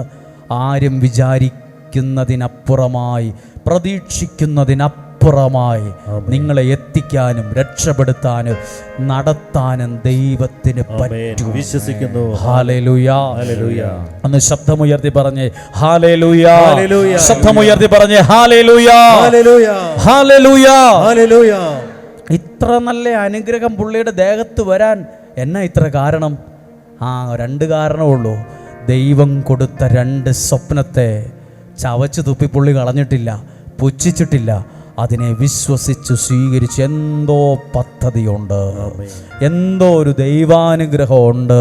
അത് വിശ്വസിച്ചത് കൊണ്ടാ അവൻ്റെ ശരീരത്ത്, അവൻ്റെ ദേഹത്ത് രാജകീയ വസ്ത്രം വരാൻ കാരണം. നിങ്ങളുടെ ജീവിതത്തിൽ ഇതൊക്കെ വരും. രാജാവാകാനൊന്നും പറ്റിയില്ലേലും, രാജ്യത്തിലെ ഭരണാധികാരിയാകാൻ പറ്റിയില്ലേലും, അധികമായി അനുഗ്രഹിക്കുന്ന ദൈവാനുഗ്രഹം നിങ്ങളുടെ ജീവിതത്തിലും കയറി വരുന്ന അനുഭവം ഉണ്ടാവും. വിശ്വസിക്കാൻ പറ്റുമോ ഇതൊക്കെ? ഇന്ന് ചിലപ്പോൾ കടബാധ്യതയാകും, ഇന്ന് ചിലപ്പോൾ പ്രയാസമാകും, ഇന്ന് ഒറ്റപ്പെടലാകും, ഇന്ന് ജീവിത പങ്കാളി അങ്ങനെയാകും. സാഹചര്യങ്ങളെ മുഴുവൻ മാറ്റിമറിക്കാൻ എൻ്റെ ദൈവം സർവശക്തനാണ്. അങ്ങനെയെങ്കിൽ ഒരു നിമിഷം നിങ്ങളും പ്രാർത്ഥിച്ച്, ഒരു നിമിഷം ആ ഇരിക്കുന്ന സ്ഥാനത്തൊന്ന് ഇരുന്ന് ഒന്ന് കണ്ണുകളെ അടച്ച്. ഒത്തിരി സത്യമാ, പലയിടത്തും നാണം കെട്ട് പോയിട്ടുണ്ട്. പലയിടത്തും എങ്ങനെ ഇവരുടെയൊക്കെ മുഖത്ത് നോക്കും ദൈവമേ എന്ന് ചിന്തിക്കുന്നവരുണ്ട്. പല നാണക്കെടലിൻ്റെ മുമ്പിൽ മരണത്തെക്കുറിച്ച് ചിന്തിച്ചവരും വിചാരിച്ചവരും തീരുമാനിച്ചവരൊക്കെയുണ്ട്. ചിലരൊക്കെ മരിച്ചതുപോലും, ആത്മഹത്യ ചെയ്തത് നാണം കെട്ടിട്ടാണ്. ഇനി എങ്ങനെ ഞാൻ ഈ ഭൂമി ജീവിക്കും, ഇനി എങ്ങനെ പള്ളി പോകും, ഇനി എൻ്റെ കുടുംബക്കാർ എന്നെക്കുറിച്ച് എന്തായിരിക്കും വിചാരിക്കുന്നത്? എന്തു പ്രയാസമാകട്ടെ, എവിടെയെങ്കിലും നാണം കെട്ടിട്ടുണ്ടോ? ദൈവത്തിനറിയാം നിന്നെ രാജാവായിട്ട് നടത്താൻ കൂടെ അപ്പുറത്തൊരു അനുഗ്രഹം നിങ്ങളെ തേടി ഇരിപ്പുണ്ട് കേട്ടോ. അപ്പുറത്തൊരു അനുഗ്രഹം ദൈവം നിങ്ങൾക്ക് വേണ്ടി കരുതിയത് അപ്പുറത്തുണ്ട്. എന്തുവാ ജോസഫ് ഇങ്ങനെ അങ്ങ് അനുഗ്രഹിക്കപ്പെട്ടു വരാൻ കാരണം? വേറെ ആർക്കും കിട്ടാത്തൊരു അനുഗ്രഹം ഈ വ്യക്തിക്ക് കിട്ടാൻ എന്തുവാ കാരണം? ദൈവം കൊടുത്ത സ്വപ്നത്തിന് വില കൊടുത്തവന്റെ ജീവിതവും അനുഗ്രഹമായി മാറി. ദൈവത്തിനും ദൈവത്തിന്റെ കാര്യങ്ങൾക്കും ദൈവവചനത്തിന് വില കൊടുക്കുന്നവരെ വില കൊടുത്ത് അവനെ മാനിച്ചിരിക്കും, അവനെ ഉയർത്തിയിരിക്കും, ഏത് പൊട്ടക്കിണറ്റിൽ നിന്നും അവനെ കയറ്റിയിരിക്കും. ഹല്ലേലൂയ. ഒരു നിമിഷം എല്ലാ കരങ്ങൾ ഹൃദയത്തോടൊന്ന് ചേർത്ത് വയ്ക്കുമോ? ഞാൻ ഒത്തിരി പ്രാവശ്യം ഇത് ചിന്തിച്ചു കേട്ടോ. കണ്ണുകളടച്ച് പ്രാർത്ഥിക്കുമ്പോഴേ ജോസഫിന്റെ ജീവിതം എങ്ങനെ ഇങ്ങനെ നന്നാവാൻ കാരണം, പുള്ളിക്ക് എങ്ങനെയാ ദൈവം ഇത്ര അനുഗ്രഹിക്കാൻ കാരണം? ഞാൻ ഒത്തിരി പരിശോധിച്ച് പഠിച്ചപ്പോൾ എനിക്ക് എൻ്റെ സാധാരണ ബുദ്ധിയിൽ മനസ്സിലായി, ആ മനുഷ്യൻ ദൈവം കൊടുത്ത നിസ്സാര സ്വപ്നത്തിന് പോലും വലിയ വിലയാ കൊടുത്തത്. അതിനെ മുറുകെ പിടിച്ചുകൊണ്ടുള്ള ജീവിതമാണ് അവൻ മുന്നോട്ട് പോയത്. അതുകൊണ്ടാണ് 30 വയസ്സ് മുതൽ 110 വയസ്സ് വരെയുള്ള അവൻ്റെ ജീവിതം രാജാവിനെ പോലെ ജീവിക്കാൻ കാരണമായത്. ഈ വാക്യം കേട്ടെ, ജോസഫ് ദൈവം കൊടുത്ത സ്വപ്നത്തെ സ്വീകരിച്ചപ്പം അവൻ്റെ ജീവിതം പൊട്ടിപ്പോയെന്നോ അവൻ്റെ ഭാവിയെല്ലാം പോയെന്നോ കയ്യിലുള്ളത് മുഴുവൻ പോയി പുള്ളി ദരിദ്രനായൊന്നുമല്ല. അവൻ്റെ ജീവിതം ശ്രേയസാർജിച്ചു. അവൻ ചെയ്യുന്നതൊക്കെ മംഗളകരമാക്കി മാറ്റി. അവനെ ഓർത്ത് അവൻ്റെ വീടിനെ അനുഗ്രഹിച്ചു. അവൻ്റെ വീട്ടിലെ വസ്തുവകകളെയും വളർത്തുമൃഗങ്ങളെയും വരെ അനുഗ്രഹിച്ചു. അവനെ ആ നാട്ടിൻ്റെ പ്രമുഖ സ്ഥാനം കൊടുത്ത് ദൈവം അംഗീകരിച്ചു. ആരും വിചാരിക്കുന്നതിനപ്പുറമായി നിങ്ങളെ, നിങ്ങളുടെ കുടുംബത്തെ, തലമുറയെ അനുഗ്രഹിച്ചുയർത്താൻ ദൈവത്തിനും ദൈവത്തിന്റെ കാര്യങ്ങൾക്കും സ്ഥാനവും വിലയും കൊടുക്കുന്നവനെ ദൈവം ഇതുപോലെ ഇന്നും അനുഗ്രഹിച്ചിരിക്കും. ദൈവം ഇതുപോലെ ഇന്നും എന്നെ അനുഗ്രഹിച്ചിരിക്കും. ജോസഫിന്റെ ദൈവമായ എന്റെയും ദൈവം, ജോസഫിനെ അനുഗ്രഹിച്ച ദൈവത്തെയാ ഞാനും ആരാധിക്കുന്നത്. ജോസഫിനെ രക്ഷപ്പെടുത്തിയ ദൈവത്തെയാ ഞാനും സ്തുതിക്കുന്നത്, മഹത്വപ്പെടുത്തുന്നത്, എന്റെ ആരോഗ്യം സമർപ്പിച്ചിരിക്കുന്നത് ഈ ജോസഫിനെ അനുഗ്രഹിച്ച അതേ ദൈവത്തിന്റെ മുമ്പിലാണ്. ഹല്ലേലൂയ. സാധ്യമെങ്കിൽ ഒരു കരം ഉയർത്തിപ്പിടിച്ച് പ്രിയപ്പെട്ടവരെ, ജോസഫിനെ അനുഗ്രഹിച്ച ദൈവം നിങ്ങളെ അനുഗ്രഹിക്കട്ടെ. ഇവിടെ ഇരുന്ന് പ്രാർത്ഥിക്കുന്ന നിങ്ങളിലൂടെ നിങ്ങളുടെ വീടൊന്ന് അനുഗ്രഹിക്കപ്പെടട്ടെ. ആ വീട്ടിലുള്ളവർ മുഴുവൻ അനുഗ്രഹിക്കപ്പെടട്ടെ. നിങ്ങളുടെ വീട്ടിൽ വന്ന് ആരും പറയാൻ ഇടയാകാതിരിക്കട്ടെ, ഈ വീടിനെന്തോ ദോഷമുണ്ട്, ഈ വീടിനെന്തോ തകർച്ചയായെന്ന് ആരും പറയാൻ ഇടവരാതിരിക്കട്ടെ. എന്തു പറയണം? ഈ വീടിന് എന്തോ ഒരു അനുഗ്രഹമുണ്ട്, ഇവിടെ ഒരു ദൈവ സാന്നിധ്യം ഉണ്ട്, ഇവിടെ ദൈവത്തിന്റെ ശക്തി ഉണ്ട്, ഇവിടെ ഒരു പോസിറ്റീവ് എനർജി ഉണ്ട്, ഇവിടെ ഒരു സന്തോഷമുണ്ട്, ഇവിടെ നല്ല ഒരു അനുഗ്രഹം ഉണ്ട്, സമാധാനം ഉണ്ടെന്ന് പറയാൻ ഈടയാകത്തക്ക വിധം നിങ്ങളെ ഓർത്ത്, വചനത്തിന്റെ മുമ്പിൽ ഇരിക്കുന്ന നിങ്ങളെ ഓർത്ത് സ്വർഗത്തിലെ ദൈവം നിങ്ങളെ സമൃദ്ധമായിട്ട് അനുഗ്രഹിക്കട്ടെ. ഒരു കരം ഉയർത്തി ഒന്ന് സ്തുതിച്ച് പ്രാർത്ഥിച്ച് ഹല്ലേലൂയ. ശബ്ദം ഉയർത്തി, ശബ്ദം ഉയർത്തി. ജീസസ്. ഹല്ലേലൂയ. സ്തുതിക്കുന്നു, സ്തുതിക്കുന്നു. ഹല്ലേലൂയ. കരങ്ങളെ താഴ്ത്തി അടിച്ച് ഒന്ന് ചേർന്ന് പാടുവാണ്. ഒറ്റോരും ഉടയോരും തള്ളിക്കളഞ്ഞു, പിന്നെ മാത്രം പറഞ്ഞങ്ങ് രസിച്ചപ്പോഴും അങ്ങനെ തന്നെ. ഒറ്റോരും ഉടയോരും തള്ളിക്കളഞ്ഞു, കുറ്റം മാത്രം പറഞ്ഞങ്ങ് രസിച്ചപ്പോഴും നീ മാത്രമാണ് എന്നെ ഉയർത്തിയത്. സന്തോഷത്തോടെ ഞാൻ ആരാധിക്കുന്നേ. പാടുമോ? നീ മാത്രമാണ് എന്നെ ഉയർത്തിയത്, സന്തോഷത്തോടെ ഞാൻ ആരാധിക്കുന്നു. അതുകൊണ്ട് പാടണം. ഹല്ലേലൂയ, ഹല്ലേലൂയ, നമ്മുടെ യേശു ജീവിക്കുന്നു. പാടി. ഹല്ലേലൂയ, ഹല്ലേലൂയ, നമ്മുടെ യേശു ജീവിക്കുന്നു. കാലുകളേറെ കുറെ വഴുതിപ്പോയി, പിന്നെയോ ഒരിക്കലും ഉയരില്ല എന്നു നനച്ചു. കാലുകളേറെ കുറെ വഴുതിപ്പോയി, ഒരിക്കലും ഉയരില്ല എന്നു നനച്ചു. എന്റെ ദിനവുകൾ ദൈവം മാറ്റി എഴുതി, പിന്നെയോ എന്നെ കാൽ വഴുതുവാൻ ഇടവന്നില്ല. എന്റെ ദിനവുകൾ ദൈവം മാറ്റി എഴുതി, പിന്നെ കാൽ വഴുതുവാൻ ഇടവന്നില്ല. ഹല്ലേലൂയ, ഹല്ലേലൂയ, നമ്മുടെ യേശു ജീവിക്കുന്നു. ഹല്ലേലൂയ ഹല്ലേലൂയ നമ്മുടെ യേശു ജീവിക്കുന്നു. ഒന്നാം കരമുയർത്തി സ്തുതിച്ച് പ്രാർത്ഥിച്ച് പരിശുദ്ധാത്മാവേ പരിശുദ്ധാത്മാവേ പരിശുദ്ധാത്മാവേ Jesus Jesus hallelujah hallelujah hallelujah hallelujah glory Jesus hallelujah. നിങ്ങൾ ശ്രദ്ധിച്ചോ, ഒരു കാര്യമെങ്കിലും ഇവിടുന്ന് പോകുമ്പോൾ ഓർക്കണം. ഒരു സമയത്ത് അർദ്ധനഗ്നനായി അടിവസ്ത്രം മാത്രം ധരിച്ച് പട്ടണത്തിലെ മാർക്കറ്റിൽ കൂടെ നടന്നു പോയവനെ പിന്നീട് എങ്ങനെയാ ദൈവം ആ നാട്ടിൽ കൂടെ നടത്തിയെന്നറിയാവോ? 41-ാം അധ്യായം 43-ാമത്തെ വാക്യം വായിച്ചേ. അവൻ തൻ്റെ അതൊന്നും അതിൻ്റെ തൊട്ട് മുകളിലത്തെ വായിച്ചേ. 42-ാമത്തെ വാക്യം വായിച്ചേ. ഫറവോ തന്റെ കയ്യിൽ നിന്ന് മുദ്രമോതിരം ഊരിയെടുത്ത് ജോസഫിനെ അണിയിച്ചു. കയ്യിൽ എന്തിടിച്ചു? നോർമൽ മേടിക്കുന്ന ഒരു മോതിരമല്ല, രാജാവിടുന്ന മുദ്രയുള്ള മോതിരം പുള്ളിയുടെ വിരലിലിട്ടു. പിന്നെയോ അവനെ പട്ടുവസ്ത്രങ്ങൾ ധരിപ്പിച്ചു. ചുമ്മാ ഉള്ള വസ്ത്രമല്ല, നല്ല വിലയുള്ള പട്ടു സാരി അല്ലെ പട്ടുവസ്ത്രം ധരിപ്പിച്ചു. കഴുത്തിൽ ഒരു സ്വർണമാല ഇടുകയും ചെയ്തു. സ്വപ്നത്തിൽ പുള്ളി വിചാരിച്ചില്ലേ ഈ പൊട്ടക്കിണറ്റിൽ കിടന്നവൻ്റെ കഴുത്തേൽ ഒരു സ്വർണ്ണമാല വരുമെന്ന്. അവിടെ ഇരിക്കുന്ന ചില ആൾക്ക് ആഗ്രഹമാണ് ഒരു സ്വർണ്ണമാലയൊക്കെ ഇടാൻ പറ്റുമോ എന്ന്. ആഗ്രഹമുള്ളവരുണ്ട്. നമ്മൾ ഓർക്കും ഇതൊക്കെയാണ് ആഗ്രഹമെന്ന്. ഇവിടെ ഇരിക്കുന്ന ചില സഹോദരിമാർ, ചില സഹോദരന്മാർക്ക് എനിക്കൊരു സ്വർണ്ണമാല ഇടണമെന്ന് വലിയൊരു ആഗ്രഹമാണ്. നോക്ക്, ഇവൻ്റെ കഴുത്തിൽ ഒരു സ്വർണ്ണമാല ഇടിച്ചു. പിന്നെയോ അവൻ തൻ്റെ 2-ാം രഥത്തിൽ ജോസഫിനെ എഴുന്നള്ളിച്ചു. അതിലേക്കൂടെ അർദ്ധനഗ്നനായ അടിവസ്ത്രം മാത്രം ധരിച്ച് മാർക്കറ്റിൽ കൂടെ നടന്നവനെ പിന്നീട് ദൈവം നടത്തിയെന്നല്ല 2-ാം രഥത്തിൽ എഴുന്നള്ളിച്ചു. ഇന്നത്തെ സാഹചര്യത്തെ മാറ്റി രാജാവിനെ പോലെ ദൈവത്തിന് നിന്നെ നടത്താൻ പറ്റുന്ന ആളുകളിൽ ഈ ഇരുന്ന ഇരിപ്പൊന്നും വെറുതെ ആവില്ല. ഇവിടെ ഇരുന്ന് ഈ ചൂട് സഹിച്ചത് ഒരു പരാതിയാകത്തില്ല. ഇതൊക്കെ നാളെ ഒരു 2-ാം രഥത്തിൽ ദൈവത്തിന്റെ അനുഗ്രഹത്തിൽ പോകാൻ ഇടയാകുമെന്ന് പറഞ്ഞാൽ അതിശയോക്തിയല്ല. നിങ്ങൾ ചിന്തിക്ക്, ഒരു സമയത്ത് അർദ്ധനഗ്നനായി റോട്ടിൽ കൂടെ പട്ടണത്തിലൂടെ മാർക്കറ്റിലൂടെ അടിമയായി വിൽക്കപ്പെട്ടവൻ പിന്നീട് രാജാവിനെ പോലെയാണ് നടക്കുന്നത്. അതും രഥത്തിൽ എഴുന്നള്ളിച്ചുവെന്ന്. ഇന്നത്തെ എങ്ങനെ നടന്ന ആളാകട്ടെ, നാളെ ദൈവത്തിന് നിന്നെ അനുഗ്രഹത്തിൽ നടത്താൻ അറിയാം. സകലരും പലരും ബഹുമാനിക്കത്തക്ക വിധം ഒരു സ്ഥാനം ദൈവം നിനക്ക് തരും. ഹല്ലേലൂയ. എന്തുവാകട്ടെ, ഇനി ഒരു കാര്യം കൂടി വായിക്കാനുണ്ട്. നമ്മൾ ചിന്തിക്കും, ദൈവത്തിനും ദൈവത്തിൻ്റെ കാര്യത്തിനും വില കൊടുത്താൽ ആത്മീയമായി മാത്രമേ ദൈവം അനുഗ്രഹിക്കുകയുള്ളൂ എന്ന്. അല്ല, ദൈവം കൊടുത്ത സ്വപ്നത്തിന് വില കൊടുത്തവൻ്റെ കയ്യെ മോതിരം വന്നു.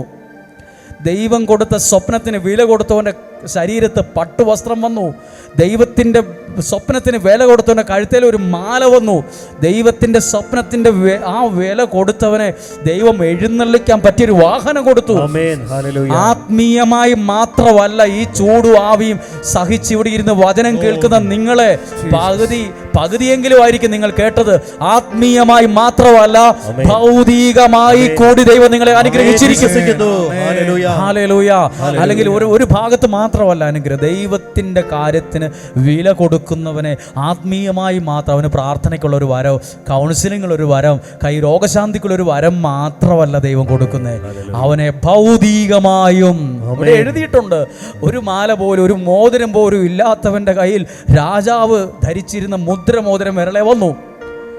ഒരിക്കലും സ്വപ്നം പോലും വിചാരിച്ചില്ല പട്ടുവസ്ത്രമൊക്കെ ധരിക്കാൻ പറ്റുന്നു. അതിപ്പം വന്നു. ഇത്രയും നല്ല പവൻ, നല്ല വിലയുള്ള സ്വർണ്ണമാല കഴുത്തേലിടാന്ന് പുള്ളി സ്വപ്നത്തിൽ വിചാരിച്ചതെല്ലാം വന്നു. ഒരിക്കലും സഞ്ചരിക്കുകയല്ലെന്ന്, ഒരിക്കലും ഇത്രയും വലിയ വണ്ടിയിലൊന്നും യാത്ര ചെയ്യുകയല്ലെന്ന് വിചാരിച്ചവനെ ദൈവം രാജകീയ വാഹനത്തിൽ ആ പട്ടണത്തിലൂടെ എഴുന്നള്ളിച്ചു. നാണം കെട്ടുപോയോ? എവിടെയെങ്കിലും വീട്ടുകാരുടെയോ, സ്വന്തക്കാർ, ഭാര്യ വീട്ടുകാരും, ഭർത്താവിൻ്റെ വീട്ടുകാരുടെ മുമ്പിൽ, അയൽവാസിയുടെ മുമ്പിൽ, പള്ളിക്കാരുടെ മുമ്പിൽ, പള്ളിയിലച്ഛൻ്റെ മുമ്പിൽ എവിടെയാണ് നിങ്ങൾ നാണം കെട്ടുപോയത്? നാളെ ഒരു സമയത്ത് ദൈവം നിങ്ങളെ നടത്തിയെന്നല്ല, എഴുന്നള്ളിക്കും. ശ്രദ്ധിക്കത്തക്ക വിധം ശ്രദ്ധിക്കുക. ഒരു കാര്യം പറയാനുണ്ട്.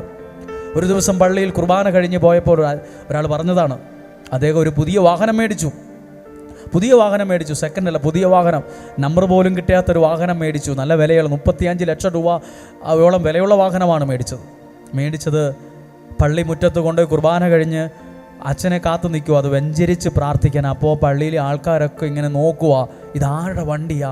പുള്ളിയുടെ വണ്ടിയാണോ അല്ലോ വെല്ലോൻ്റെ വണ്ടി ഡ്രൈവറായിട്ട് പുള്ളി വന്നതാണോ? പുള്ളിയുടെ മക്കൾ അവർക്ക് സാലറി കിട്ടിയപ്പോൾ, അവർക്കൊരു ജോലി കിട്ടിയപ്പോൾ പപ്പായ്ക്ക് ഏറ്റവും ഇഷ്ടപ്പെട്ട വണ്ടിയാ ഇന്ന് അയാൾ മേടിച്ചത്. അയാൾ പറയുവാണ്, അച്ചോ ഞാൻ പല വണ്ടി ഒരു നിർത്താൻ വേണ്ടി കൈ നീട്ടിയിട്ടുണ്ട്, പലരും നിർത്തിയിട്ടില്ല. മഴ വന്നപ്പോൾ ഞാൻ ഒരു നനയാതെ പോകാൻ ഒരു വണ്ടിയായാലും ആഗ്രഹിച്ചിട്ടുണ്ട്, ഒരു ഓട്ടോറിക്ഷ ആയാലും ഉണ്ടായിരുന്നെങ്കിൽ വീട്ടിൽ പോകാമായിരുന്നല്ലോ എന്ന് ചിന്തിച്ചിട്ടുണ്ട്. പക്ഷേ എനിക്ക് ദൈവം ഇന്ന് ഇത് തന്നു. പലരും എന്നെ അത്ഭുതത്തോടെയാണ് നോക്കുന്നത്. ഇന്ന് വന്ന് കൊതിച്ച കാര്യങ്ങൾ കയ്യിൽ വരും കേട്ടോ. ആഗ്രഹിച്ചെന്ന് പ്രാർത്ഥിക്കുന്ന ചില കാര്യങ്ങളില്ലേ, നാളെ അത് നമ്മുടെ കയ്യിൽ വരുന്നത് നമ്മുടെ നാട്ടുകാര്, പള്ളിക്കാര്, ദേശക്കാര് പണ്ട് നമ്മളെ കുറിച്ച് പറഞ്ഞിട്ടുണ്ട്, ഇവനൊന്നും രക്ഷപ്പെടാൻ പോകുന്നില്ല, ഇവനൊക്കെ എവിടെ വണ്ടി മേടിക്കും, ഇവനൊക്കെ വീട് പണിയുവോ, അവരെക്കാൾ വലിയ വീട് ദൈവം നമുക്ക് തരും. അവർ സഞ്ചരിക്കുന്നേക്കാൾ വാഹനത്തിൽ നമ്മൾ സഞ്ചരിച്ചെന്നൊക്കെ വരും. ഹല്ലേലൂയ. ഞാനിത് കുറേ പ്രാവശ്യം വായിച്ചു കേട്ടോ. ഉടുക്കാനൊരു വസ്ത്രം പോലും ഇല്ലാത്തവനെ ദൈവം പട്ടു വസ്ത്രമാണ് ധരിപ്പിച്ച്. കയ്യിലൊരു മോതിരം പോലും ഇല്ലാത്തവനെ രാജാവിൻ്റെ മോതിരം അവൻ്റെ കയ്യെ വന്നത്. അവൻ ഒരിക്കലും വിചാരിച്ചില്ല ഇത്രയും നല്ല വിലയുള്ള സ്വർണ്ണമാല, ഇത്രയും പവൻ വിലയുള്ള നല്ല മാലയെ രാജാവ് ഊരി അവൻ്റെ കഴുത്തേലിട്ടു. രാജാവിൻ്റെ വാഹനത്തിൽ എഴുന്നള്ളിച്ചു.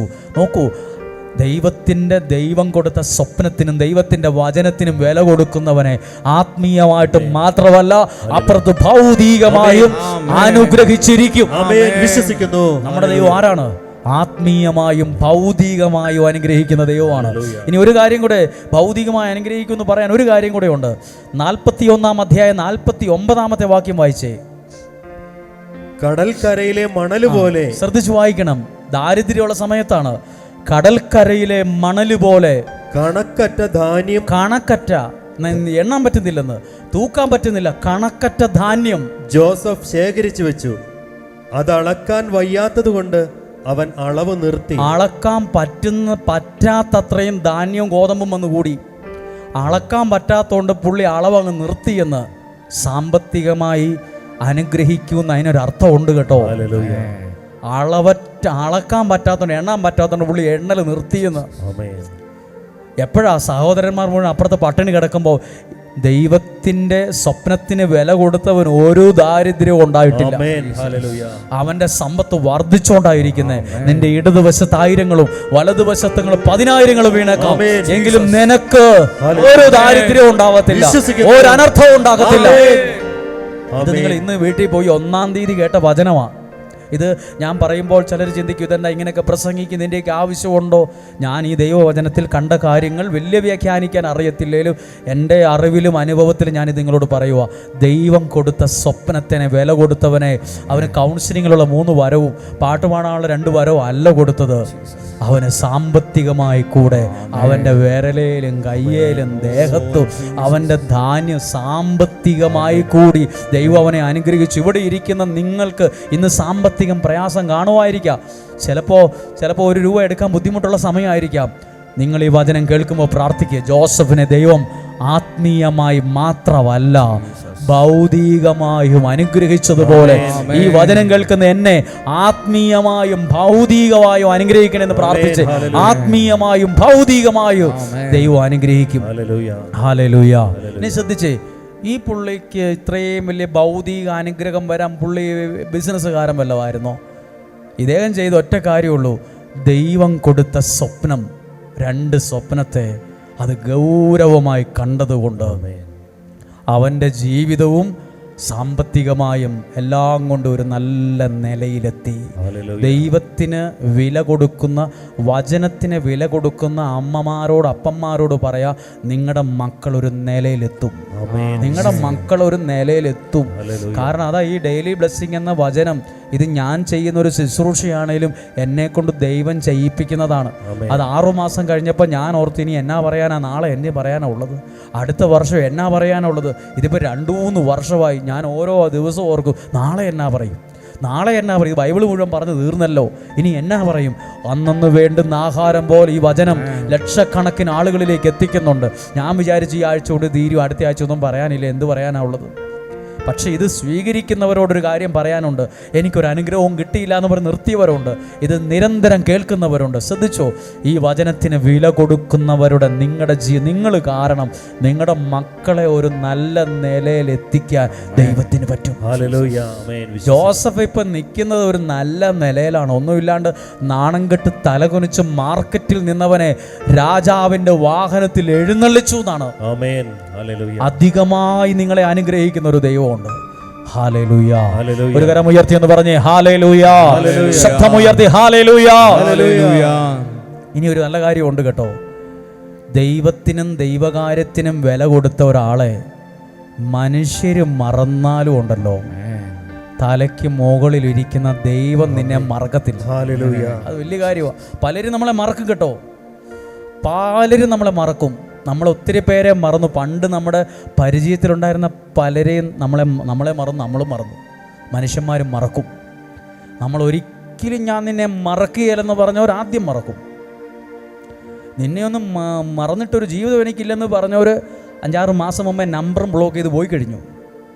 അല്ല, പുള്ളി വലിയ വർത്തമാനമൊക്കെ പറഞ്ഞ്, ഈ മനുഷ്യൻ പറയുന്ന വലിയ വർത്തമാനമൊന്നും വലിയ ഗൗരവമായിട്ട് എടുക്കണ്ട കേട്ടോ. മനുഷ്യൻ വേഗത്തിൽ മറക്കും. പക്ഷെ മറക്കാത്തൊരു ദൈവം ഉണ്ടെന്ന് പറഞ്ഞാൽ നിങ്ങൾ വിശ്വസിക്കുമെന്ന് എനിക്കറിയില്ല. ഞാൻ ഈ വചനത്തിൽ പറയാം. വചനത്തിലൊരു കാര്യമുണ്ട്. ജോസഫിൻ്റെ ജീവിതത്തിൽ 40-ാം അധ്യായത്തിൽ ജോസഫ് ജയിലിൽ കിടക്കുവാണ്. ജയിലിൽ 2 പേരെ കൂടി കൊണ്ട് ഇടിച്ചു. ആരാണ് ജയിലിൽ കിടക്കുന്നത്? പാനപാത്രവാഹകനും പാചകനും. അതായത് രാജാവിന് പാനപാത്രം കൊണ്ട് കൊടുക്കുന്നവനും പുള്ളിയുടെ ഭക്ഷണമൊക്കെ വെച്ചുകൊണ്ടിരുന്ന കുക്കും ജയിലിൽ കിടക്കുക. ഇപ്പം എന്തോ പ്രശ്നത്തിന് പുള്ളി അവരെ പിടിച്ച് ജയിലിട്ടിരിക്കുക.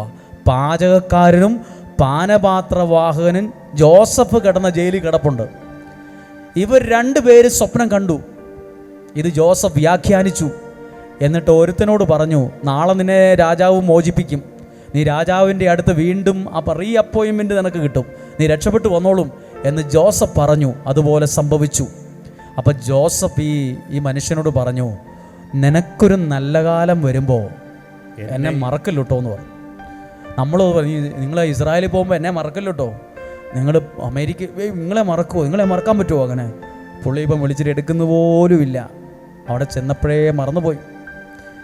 നമ്മളെ ഓർക്കുമെന്ന് പറഞ്ഞവരൊക്കെ അവർക്ക് നല്ല കാലം വന്നപ്പോൾ മറന്നുപോയി. ഇവിടെ എഴുതിയിട്ടുണ്ട്, ആ വാക്യം വായിച്ചേ. നല്ല കാലം വരുമ്പോൾ 40-ാം അധ്യായം 14-ാമത്തെ വാക്യം. ജയിലിൽ കിടന്നുകൊണ്ട് ഒരാളോട് ദൈവം ജോസഫ് പറഞ്ഞു, സുഹൃത്തെ, നിനക്ക് നല്ല കാലം വരും കേട്ടോ, നല്ല കാലം വരുമ്പോൾ എന്നെ മറക്കല്ല് കേട്ടോ. അപ്പം പുള്ളി പറഞ്ഞു, ഒരിക്കലും മറക്കത്തൂല. നിങ്ങളെങ്ങനെ മറക്കാൻ പറ്റും? പുള്ളി മറന്നു കളഞ്ഞു. അത് എഴുതിയിട്ടുണ്ട് 23-ാമത്തെ വാക്യം. എന്നാൽ പാനപാത്രവാഹകൻ ജോസഫിനെ ഓർമ്മിച്ചില്ല. പുള്ളി മറന്നുപോയി. പക്ഷെ പുള്ളി വലിയ കത്തിക്കലൊക്കെ കത്തിച്ചായിരുന്നു, ഞാൻ ഓർക്കൂന്ന് പറഞ്ഞ പുള്ളി മറന്നുപോയി. അപ്പുറത്ത് എഴുതിയിട്ടുണ്ട്, അവനെ മറന്നു കളഞ്ഞു. എൻ്റെ ഒരു ചോദ്യം, ഈ ഓർക്കും മറക്കൂലെന്ന് പറഞ്ഞവൻ മറന്നുപോയെങ്കിലും ജോസഫ് എങ്ങനെയാ അപ്പുറത്തെ രാജാവായത്? അതിൻ്റെ അർത്ഥം ദൈവത്തിന് വില കൊടുത്തവനെ മനുഷ്യൻ മറന്നാലും ദൈവം നിന്നെ മറക്കത്തില്ലെന്നാ ഇതിന്റെ അർത്ഥം. നമ്മുടെ പ്രിയപ്പെട്ടവർ, കൂടപ്പിറപ്പ്, സുഹൃത്തുക്കൾ, ബന്ധുമിത്രാദികൾ, ഈ സകലരും ചിലപ്പോൾ ചില സാഹചര്യത്തിൽ മറന്നു എന്ന് വരാം. എന്നാൽ ദൈവത്തിൻ്റെ കാര്യത്തിന് വേണ്ടി നിന്ന ഒരാള്, ദൈവത്തിൻ്റെ വചനത്തെ സ്വീകരിച്ച ഒരാള് ഈ ലോകം മുഴുവൻ മറന്നു എന്ന് പറഞ്ഞാലും തലയ്ക്ക് മുകളിൽ നിന്നും ജീവിക്കുന്ന ദൈവം നിന്നെ മറക്കില്ല. അതിന് എങ്ങനെ ഇത് മറന്നില്ലെന്ന് എങ്ങനെയാ മനസ്സിലായത്? ജോസഫ് വിചാരിച്ച് പുള്ളി പോയി എന്നെ സ്വാധീനിച്ച്, രാജാവിനെ സ്വാധീനിച്ച് എന്നെ രക്ഷിക്കുമായിരിക്കും എന്ന ഓർത്തെ പുള്ളി മറന്നുപോയി. എന്നാലും ജോസഫ് അവിടെ കിടന്ന് മരിച്ചു പോയില്ലല്ലോ. ജോസഫ് ഈജിപ്തിൻ്റെ ഭരണാധികാരിയായി ദൈവം കൊടുത്ത സ്വപ്നത്തിന് വില കൊടുത്തവനെ ദൈവം മറന്നു കളഞ്ഞിട്ടില്ല. എല്ലാ ദിവസവും വചനം കേൾക്കുന്ന മാതാപിതാക്കളോട്, അത് ഏതു സമയത്ത് കേൾക്കുന്നവരോടും പറയാം, നിങ്ങളെ ദൈവം മറക്കില്ല കേട്ടോ. ഇവിടെ ഇരുന്ന് ഈ കാല് പോലും നീട്ടി വെക്കാൻ പറ്റില്ല. ചൂടുണ്ട്, ആവിയുണ്ട്, പരവേശമുണ്ട്, ദാഹമുണ്ട്, എഴുന്നേറ്റ് പോകാതെ, ഒന്ന് ടോയ്ലറ്റിൽ പോലും പോകാതെ ഇതിനകത്ത് കടിച്ചു പിടിച്ചിരിക്കുന്ന നിങ്ങളോട് ഞാൻ ഓർക്കുന്നല്ല, ഞാൻ ആർക്ക് വേണ്ടി എവിടെ ഇരുന്ന്? ദൈവത്തിൻ്റെ വചനത്തിന് വേണ്ടിയാണ് ഇവിടെ ഇരുന്നത്.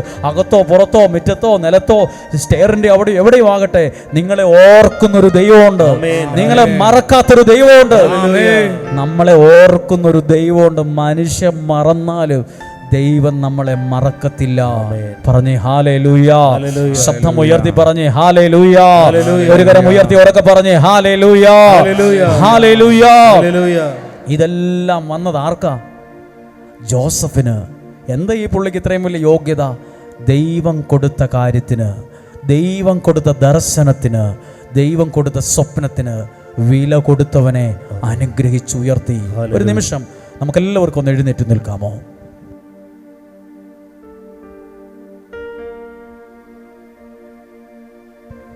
നിങ്ങൾ മടുത്തു എന്നെനിക്കറിയാം, ക്ഷീണമുണ്ടെന്നറിയാം.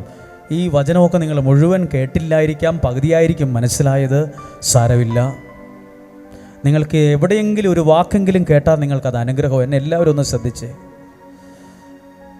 നമുക്കൊക്കെ ദൈവത്തിൽ നിൽക്കുന്ന നമുക്ക് ആരും വിചാരിക്കാത്തതൊക്കെ നമ്മുടെ ജീവിതത്തിൽ വരും. നമ്മൾ വിചാരിക്കില്ല, പുള്ളിക്ക് നല്ലൊരു ബന്ധം ഉണ്ടാകും. നമുക്ക് ചില ബന്ധങ്ങൾ ഭയങ്കര അനുഗ്രഹമാണ്. നല്ല ബന്ധങ്ങൾ കേട്ടോ, ആ വ്യക്തിയോടുള്ള നല്ല ബന്ധം അതൊരു വലിയ ഭാഗ്യമാണ്. നല്ല ബന്ധങ്ങൾ പൈസയേക്കാൾ വലുതാ, ദൈവാനുഗ്രഹമാ. അത് കളയല്. ശ്രദ്ധിക്കണം, എല്ലാവരും കേൾക്കുക. ജോസഫ് എന്ന വ്യക്തി പൊട്ടക്കിണറ്റ് തള്ളിയിട്ടപ്പോഴും പുള്ളിക്കൊന്നും പറ്റിയില്ല. കാരണം ദൈവത്തിൻ്റെ കയ്യിലായിരുന്നു ചെന്ന് വീണത്. ദൈവത്തിൻ്റെ കാര്യത്തിന് നിൽക്കുന്നവരോട് പറയാൻ, പലരും നമ്മളെ കുഴിയിലൊക്കെ തള്ളിയിടും, പക്ഷെ നമ്മൾ നിൽക്കുന്നത് ദൈവത്തിൻ്റെ കയ്യിലായിരിക്കും. ചില അത്ഭുത നടത്തിപ്പുകൾ നിങ്ങളുടെ ജീവിതത്തിൽ വരും, ദൈവത്തിൻ്റെ ഇടപെടൽ വരും. ദൈവത്തിൻ്റെ വചനം കേൾക്കുന്ന ഈ അനുഗ്രഹയിലെ ഈ എളിയ ശുശ്രൂഷയിൽ പങ്കെടുക്കാൻ ഈ കുഞ്ഞു മുറിക്കകത്ത്, ഈ കുഞ്ഞു ഹാള്, ഇതിനകത്ത് ഇത്രയും പേർക്ക് ഇരിക്കാനുള്ള സൗകര്യമുണ്ടോ? ആരെ കൊണ്ട് പറ്റും? നിലയും വിലയും സൗകര്യങ്ങളും ഒക്കെയുള്ള AC കാറിൽ സഞ്ചരിക്കുന്ന നിങ്ങൾക്ക് എങ്ങനെ ഇതിനകത്ത് ഇരിക്കാൻ പറ്റും? ഈ ചൂടിനകത്ത് ഇരിക്കാൻ പറ്റും? നിങ്ങളുടെ വീടുകളിൽ മിക്കതും AC ഉള്ളവരൊക്കെ ഉണ്ടാകാം. നല്ല ശീതീകരിച്ച റൂമിൽ ഇരിക്കുന്ന നമ്മൾ എങ്ങനെ ഈ ചൂടും മനുഷ്യൻ്റെ ആവിയും പരവേശവും വീശിക്കൊണ്ട് എങ്ങനെ ഇരിക്കാൻ പറ്റും? ഇത് നിങ്ങൾ ദൈവത്തിന് കൊടുത്ത വിലയാണ്. മനുഷ്യൻ മറന്നാലും ദൈവം നിങ്ങളെ ഒന്നും മറന്നു കളയില്ല കേട്ടോ. നിങ്ങളെ ദൈവം ഓർക്കുന്നൊരു സമയം. ദൈവത്തിന്റെ ഒരു അനുഗ്രഹമുള്ള ഒരു കാര്യം നിങ്ങളുടെ ജീവിതത്തിലേക്ക് കയറി വരും. ആത്മീയമായി മാത്രമല്ല കുഞ്ഞുങ്ങളെ, ആത്മീയമായി മാത്രമല്ല, ഭൗതികമായും. നല്ല വീടില്ലാത്തവരുണ്ടോ? നല്ലൊരു വാഹനം ഇല്ലാത്തവരുണ്ടോ? ഞങ്ങളിവിടെ ഇരുന്ന് പ്രാർത്ഥിക്കുമ്പോൾ പ്രാർത്ഥിക്കും, ഇവിടെ വന്ന് പ്രാർത്ഥിക്കുന്നവർ നല്ല വീട് പണിയാനൊക്കെ, നല്ല വീട്ടിൽ താമസിക്കാൻ ഭാഗ്യം കൊടുക്കണമേ, നല്ല വാഹനത്തിൽ സഞ്ചരിക്കാൻ ഭാഗ്യം കൊടുക്കണമേ, നല്ല ഭക്ഷണം ആസ്വദിക്കാൻ ഭാഗ്യം കൊടുക്കണമേ, നിങ്ങളുടെ മക്കളെ നല്ല നിലയിൽ എത്തിക്കണമേ. ഇന്ന് നമ്മൾ ഓർക്കും, ഇതൊക്കെ നടക്കുവോ? ഇതൊക്കെ ശരിയാകുവോ? ഇങ്ങനെയൊക്കെ നടക്കുവോ? ദൈവത്തിൽ നിൽക്കുന്നവനെ ദൈവം സ്വർണ്ണമാലയിട്ടാ മാനിച്ചത്, മോതിരം ധരിപ്പിച്ച. നമ്മൾ പറയും, പിന്നെ അതൊക്കെ നടക്കുവോ? ദൈവത്തിലും ദൈവവചനത്തിലും നിൽക്കുന്നവനെ ആത്മീയമായി മാത്രമല്ല, ഇപ്പുറത്ത് ഭൗതികമായും അനുഗ്രഹിച്ചിരിക്കും. വേദപുസ്തകം സാക്ഷിയാണ്. ആ കാലത്ത് മുഴുവൻ ദാരിദ്ര്യവും പട്ടിണിയുള്ളപ്പോൾ ജോസഫ് പറയുക, അളക്കാൻ പറ്റാത്തത് ധാന്യം ഉള്ളത് കൊണ്ട് അളവൊക്കെ നിർത്തിവെച്ചു എന്ന്. അളക്കാൻ കഴിയുന്നതിന് അത്രയും ധാന്യം വന്നുകൂടി. സമൃദ്ധിയായി അനുഗ്രഹിക്കുന്ന ഒരു ദൈവമുണ്ട്. കരങ്ങളെ ഹൃദയത്തോട് ചേർത്ത് വയ്ക്ക്, കണ്ണുകൾ അടയ്ക്ക്. എവിടെയോ കിടന്ന മൈക്ക് പിടിക്കാൻ പോലും പേടിയുള്ള എനിക്ക് ഇത്രയും ഒരു നല്ല കാലം ദൈവം എന്നെ അനുഗ്രഹിച്ചത്, എനിക്ക് ഇത്രയും മാന്യത നൽകിയത് ദൈവമാണ്, ഈ ശ്രേഷ്ഠത നൽകിയ ദൈവമാണ്. എനിക്കറിയാം, ദൈവത്തിൽ നിൽക്കുന്നവനെ ആത്മീയമായി മാത്രമല്ല ഭൗതികമായോ അനുഗ്രഹിക്കും. നിങ്ങളെ നല്ല ബിസിനസ് നൽകി ദൈവം അനുഗ്രഹിക്കും. നല്ല തുടക്കം നൽകി ദൈവം അനുഗ്രഹിക്കും. പിള്ളേർക്ക് നല്ല വിദ്യാഭ്യാസം നൽകി ദൈവം അനുഗ്രഹിക്കും. നിങ്ങളുടെ മക്കളെ നല്ല ഒരു സ്ഥാനത്തെത്തിച്ചു ദൈവം നിങ്ങളെ അനുഗ്രഹിക്കും. നല്ല വീട് തന്നു ദൈവം നിങ്ങളെ അനുഗ്രഹിക്കും. നല്ല വാഹനം തന്നു ദൈവം നിങ്ങളെ അനുഗ്രഹിക്കും. നല്ല ആരോഗ്യം തന്നു ദൈവം നിങ്ങളെ അനുഗ്രഹിക്കും. ഹല്ലേലൂയ. ഇതൊക്കെ ഒന്ന് മനസ്സിലൊന്ന് കണ്ട്, അർദ്ധനഗ്നനായി അടിവസ്ത്രം മാത്രം ധരിച്ച് ഒരു ചെരുപ്പ് പോലും ഇല്ലാതെ മാർക്കറ്റിൽ കൂടെ നടന്നവനെ ദൈവം പിന്നീട് നടത്തിയത് രഥത്തിൽ എഴുന്നള്ളിച്ചു എന്നാണ്. രഥത്തിൽ എഴുന്നള്ളിച്ചു. അന്ന് കണ്ട് കളിയാക്കിയവരുടെ മുമ്പിൽ ഇന്ന് തല ഉയർത്തി രാജാവിനെ പോലെയാ, രാജാവിന്റെ 2ാം രഥത്തിൽ എഴുന്നള്ളിച്ചു എന്ന് എനിക്കിത് കുറേ പ്രാവശ്യമൊക്കെ പറയണമെന്നുണ്ട്, കുറേ പ്രാവശ്യം ചിന്തിക്കാനുണ്ട്. അല്ല, ജോസഫ് 3 മണിക്ക് എഴുന്നേറ്റില്ല, 2 മണിക്ക് എഴുന്നേറ്റില്ല, വലിയ ത്യാഗപ്രവൃത്തിയൊന്നും ചെയ്തില്ല. ദൈവം കൊടുത്ത സ്വപ്നത്തിന് വില കൊടുത്തവനെ എന്തേരെയാ ദൈവം വില കൊടുക്കുന്നത്? നിങ്ങൾ കേട്ടോ, ദൈവത്തിൻ്റെ വചനത്തിനും ശുശ്രൂഷയ്ക്കും വില കൊടുക്കുന്ന ഒരു മനുഷ്യനെ ദൈവം എത്ര മഹത്തരമായിട്ടാണ് കാണുന്നതെന്ന് ശ്രദ്ധിച്ചോ. ഇതൊരു നഷ്ടമല്ല കേട്ടോ, ഇതൊരു ത്യാഗമാ. കഷ്ടപ്പാടാ, ഇവിടെ വരാൻ ബുദ്ധിമുട്ടാ, ഇവിടെ ഇരിക്കാൻ ബുദ്ധിമുട്ടാ, ശരി തന്നെ. പക്ഷെ ഇത് നഷ്ടമാകത്തില്ല. കാരണം നിങ്ങളെന്ന വ്യക്തി കാരണം നിങ്ങളുടെ മക്കൾ പോലും അനുഗ്രഹിക്കപ്പെടും. ഇവിടെ ഇരുന്ന് പ്രാർത്ഥിക്കുമ്പോൾ കാനഡയിലുള്ള നിങ്ങളുടെ മകൻ, അമേരിക്കയിലുള്ള നിങ്ങളുടെ മകൾ, ബാംഗ്ലൂർ പഠിക്കുന്ന നിങ്ങളുടെ മക്കൾ, നിങ്ങളുടെ കോളേജിൽ പഠിക്കുന്ന മക്കൾ അനുഗ്രഹിക്കപ്പെടുമെന്ന് പറഞ്ഞാൽ ഇത് അതിശയോക്തി അല്ല. ഇതാ വേദപുസ്തകം പറയുന്നു, ജോസഫിനെ ഓർത്ത് അവന്റെ വീടിനെ ദൈവം അനുഗ്രഹിച്ചു, വീട്ടിലുള്ളവരെ ദൈവം അനുഗ്രഹിച്ചു. ഇത് വേദപുസ്തകത്തിന്റെ ഒരു ഭാഗമാണ്. 2 കരങ്ങളെ ഉയർത്തി പിടിക്കുമോ? കണ്ണുകളെ അടച്ച് സമ്മതിച്ചു. നിങ്ങൾ എത്രയോ ഗൗരവത്തോടെ ഈ വചനം കേട്ടത്. ഞാൻ ഇച്ചിരി പ്രസംഗിച്ചത് ഇച്ചിരി സ്പീഡ് കൂടി പോയോ എന്ന് എനിക്കറിയത്തില്ല. പക്ഷെ ഇത് മനസ്സിലാകും. ദൈവം ഒരിക്കലും ആ കരങ്ങൾ ഉയർത്തി പിടിച്ചിരിക്കും. നിങ്ങൾ ഓർത്തേ, ജോസഫിനെ ദൈവം അനുഗ്രഹിച്ചപ്പോഴേ കയ്യിലൊരു സ്വർണ്ണമോതിരം, മുദ്രമോതിരം വന്നൂന്നേ. അതേ ദൈവം ഇന്നും അനുഗ്രഹിക്കുന്നേ. കഴുത്തിലൊരു മാല, ഒരു പട്ടുവസ്ത്രം, രാജാവിൻ്റെ വാഹനം. ഭൗതികമായി എത്രമേല പുള്ളി അങ്ങ് എത്തിയത്. പ്രിയപ്പെട്ടവരെ, ദൈവത്തിലും ദൈവ ശുശ്രൂഷയ്ക്കും വില കൊടുത്തും മടികൂടാതെ, ചമ്മല കൂടാതെ ആ ദൈവത്തെ ആരാധിക്കുമ്പോൾ ആത്മീയമായും മാത്രമല്ല, എന്റെ ദൈവം ഭൗതികമായും എന്നെ അനുഗ്രഹിച്ചു. ആ വിശ്വാസത്തോടെ അധരം തുറന്ന് ഒന്ന് സ്തുതിച്ചെന്ന് പ്രാർത്ഥിക്കുമോ? ജീസസ് അനുഗ്രഹിച്ച് പ്രാർത്ഥിക്കുന്നു, അനുഗ്രഹിച്ച് ഈ 1-ാം തീയതി ഇങ്ങനെ അനുഗ്രഹിച്ച് പ്രാർത്ഥിക്കുന്നു. ഹല്ലേലൂയ. കരങ്ങളെ ചേർത്തടിച്ചൊന്ന് പാടാം. വന്ദിനകൾ വന്നിടുകിൽ വലയുകയിൽ എൻ ഹൃദയം. വന്ദിനകൾ വന്നിടുകിൽ വലയുകയിൽ എൻ ഹൃദയം. അതുകൊണ്ട് വല്ലഭൻ നീ എന്ന ഭയം വന്നിടുമോ പിന്നെ ഭയം? വല്ലഭൻ നീ എന്ന ഭയം വന്നിടുമോ പിന്നെ ഭയം? അനുഗ്രഹത്തിൻ അധിപതിയെ അനന്തകൃപാ പേരും നദിയെ. അനുഗ്രഹത്തിൻ അധിപതിയെ അനന്തകൃപാ പേരും നദിയെ. അനുദിനം നിൻ പദഗതിയെ അടിയനു നിൻ കൃപമതിയെ. അനുദിനം നിൻ പദഗതിയെ അടിയനു നിൻ കൃപമതിയെ. അനുഗ്രഹത്തിൻ അധിപതിയെ അനന്തകൃപാ പേരും നദിയെ. അനുഗ്രഹത്തിൻ അധിപതിയെ അനന്തകൃപാ പേരും നദിയെ. ഒരിക്കൽ കൂടി നിങ്ങളൊന്ന് കണ്ണുകളൊക്കെ നടച്ച കരഹൃദയത്തോട് ചേർത്ത് വയ്ക്കുമോ? പ്രിയപ്പെട്ടവരെ, നിങ്ങൾ ഈ കേട്ട വചനമുണ്ടല്ലോ, എപ്പോഴേലും ഒക്കെ ഒന്നും കൂടെ വായിക്കണം. ഇത് മതി ജീവിതത്തിലൊരു ഉയർച്ച ഉണ്ടാകാൻ. നമ്മളോട് അവർ പറയും, ഇവർ പറയും, ഇതിൻ്റെ ആവശ്യമില്ല, ഇങ്ങനെ പ്രാർത്ഥിക്കേണ്ട, നിങ്ങൾക്കൊക്കെ വട്ടാണ്, നിങ്ങൾക്കൊക്കെ വേറെ പണിയില്ലേ എന്നൊക്കെ ചോദിക്കും. സ്വപ്നം കണ്ടപ്പോൾ ജോസഫിൻ്റെ സഹോദരന്മാർ അങ്ങനെയൊക്കെ തന്നെയാണ് പറഞ്ഞു, ഇതാണോ സ്വപ്നം? നീ ഞങ്ങളെ അങ്ങ് ഭരിക്കുവോ? ഭയങ്കര പരിഹാസമായിരുന്നു. പക്ഷെ ആരാ വിജയിച്ചേ? എല്ലാവരെ പോലെ ഇതൊരു പൊട്ടസ്വപ്നമാണെന്ന് പുള്ളിയും പറഞ്ഞായിരുന്നെങ്കിൽ ഈ അനുഗ്രഹമൊക്കെ കയറി വരത്തില്ലായിരുന്നു. അനുഗ്രഹം വന്നതിനൊരു വഴിയുണ്ട്. ദൈവം നിങ്ങളെ ഓർക്കും. ആരും മറന്നാലും പലരും അത്ര മിത്രമെന്ന് തോന്നുന്നവരും കൂടപ്പിറപ്പം ജീവിത പങ്കാളി പോലും മറക്കും. മറന്നതുപോലെ നടിക്കും, അഭിനയിക്കും. പക്ഷെ ദൈവം നിന്നെ മറക്കില്ല. തുടക്കത്തിൽ പാടിയൊരു പാട്ടുണ്ട്, ഒരു മഴയും തോരാതിരുന്നിട്ടില്ലെന്ന്. നിങ്ങളൊന്ന് പ്രാർത്ഥിച്ചേ. ഒന്നുമില്ലാതെ നാണം കെട്ട് പട്ടണത്തിലെ മാർക്കറ്റിലൂടെ നടന്നവനെ പിന്നീട് ദൈവം നടത്തിയത് രാജാവായിട്ടാണ്. ഈ നടത്തിയെന്നല്ല, എഴുന്നള്ളിച്ചു എന്നാണ്. അത് മനുഷ്യൻ മറന്നപ്പോഴും ദൈവം അവനെ ഓർത്തു. ഇതൊരു വലിയ സമ്പത്താകട്ടോ. മനുഷ്യൻ ഓർക്കുന്നത് മാത്രമല്ല, ഈ ലോകത്തെ സൃഷ്ടിച്ച ഒടയ തമ്പുരാൻ എന്നെ ഓർക്കുന്നുണ്ടെന്ന് പറഞ്ഞ അതൊരു അനുഗ്രഹമാണ്. ഒന്നാം സ്ഥാനത്തെത്താൻ വേണ്ടി ഒന്നും കളിക്കണ്ട. ആരുടെയും വഴക്ക് കൂടാനും പൊളിറ്റിക്സ് കളിക്കാനും ഒന്നിനും പോകണ്ട. ഒന്നാം സ്ഥാനത്തിന് വേണ്ടി യുദ്ധം ചെയ്ത് പലരും ഒരു സ്ഥാനത്തും എത്തിയിട്ടില്ല. പക്ഷെ ദൈവത്തിൻ്റെ കരത്തിൻ്റെ താഴെ നിന്നുകൊണ്ടിരുന്ന പലരെയും ദൈവം കൊള്ളാവുന്ന ഒരു സ്ഥാനത്ത് എത്തിച്ചിട്ടുമുണ്ട്.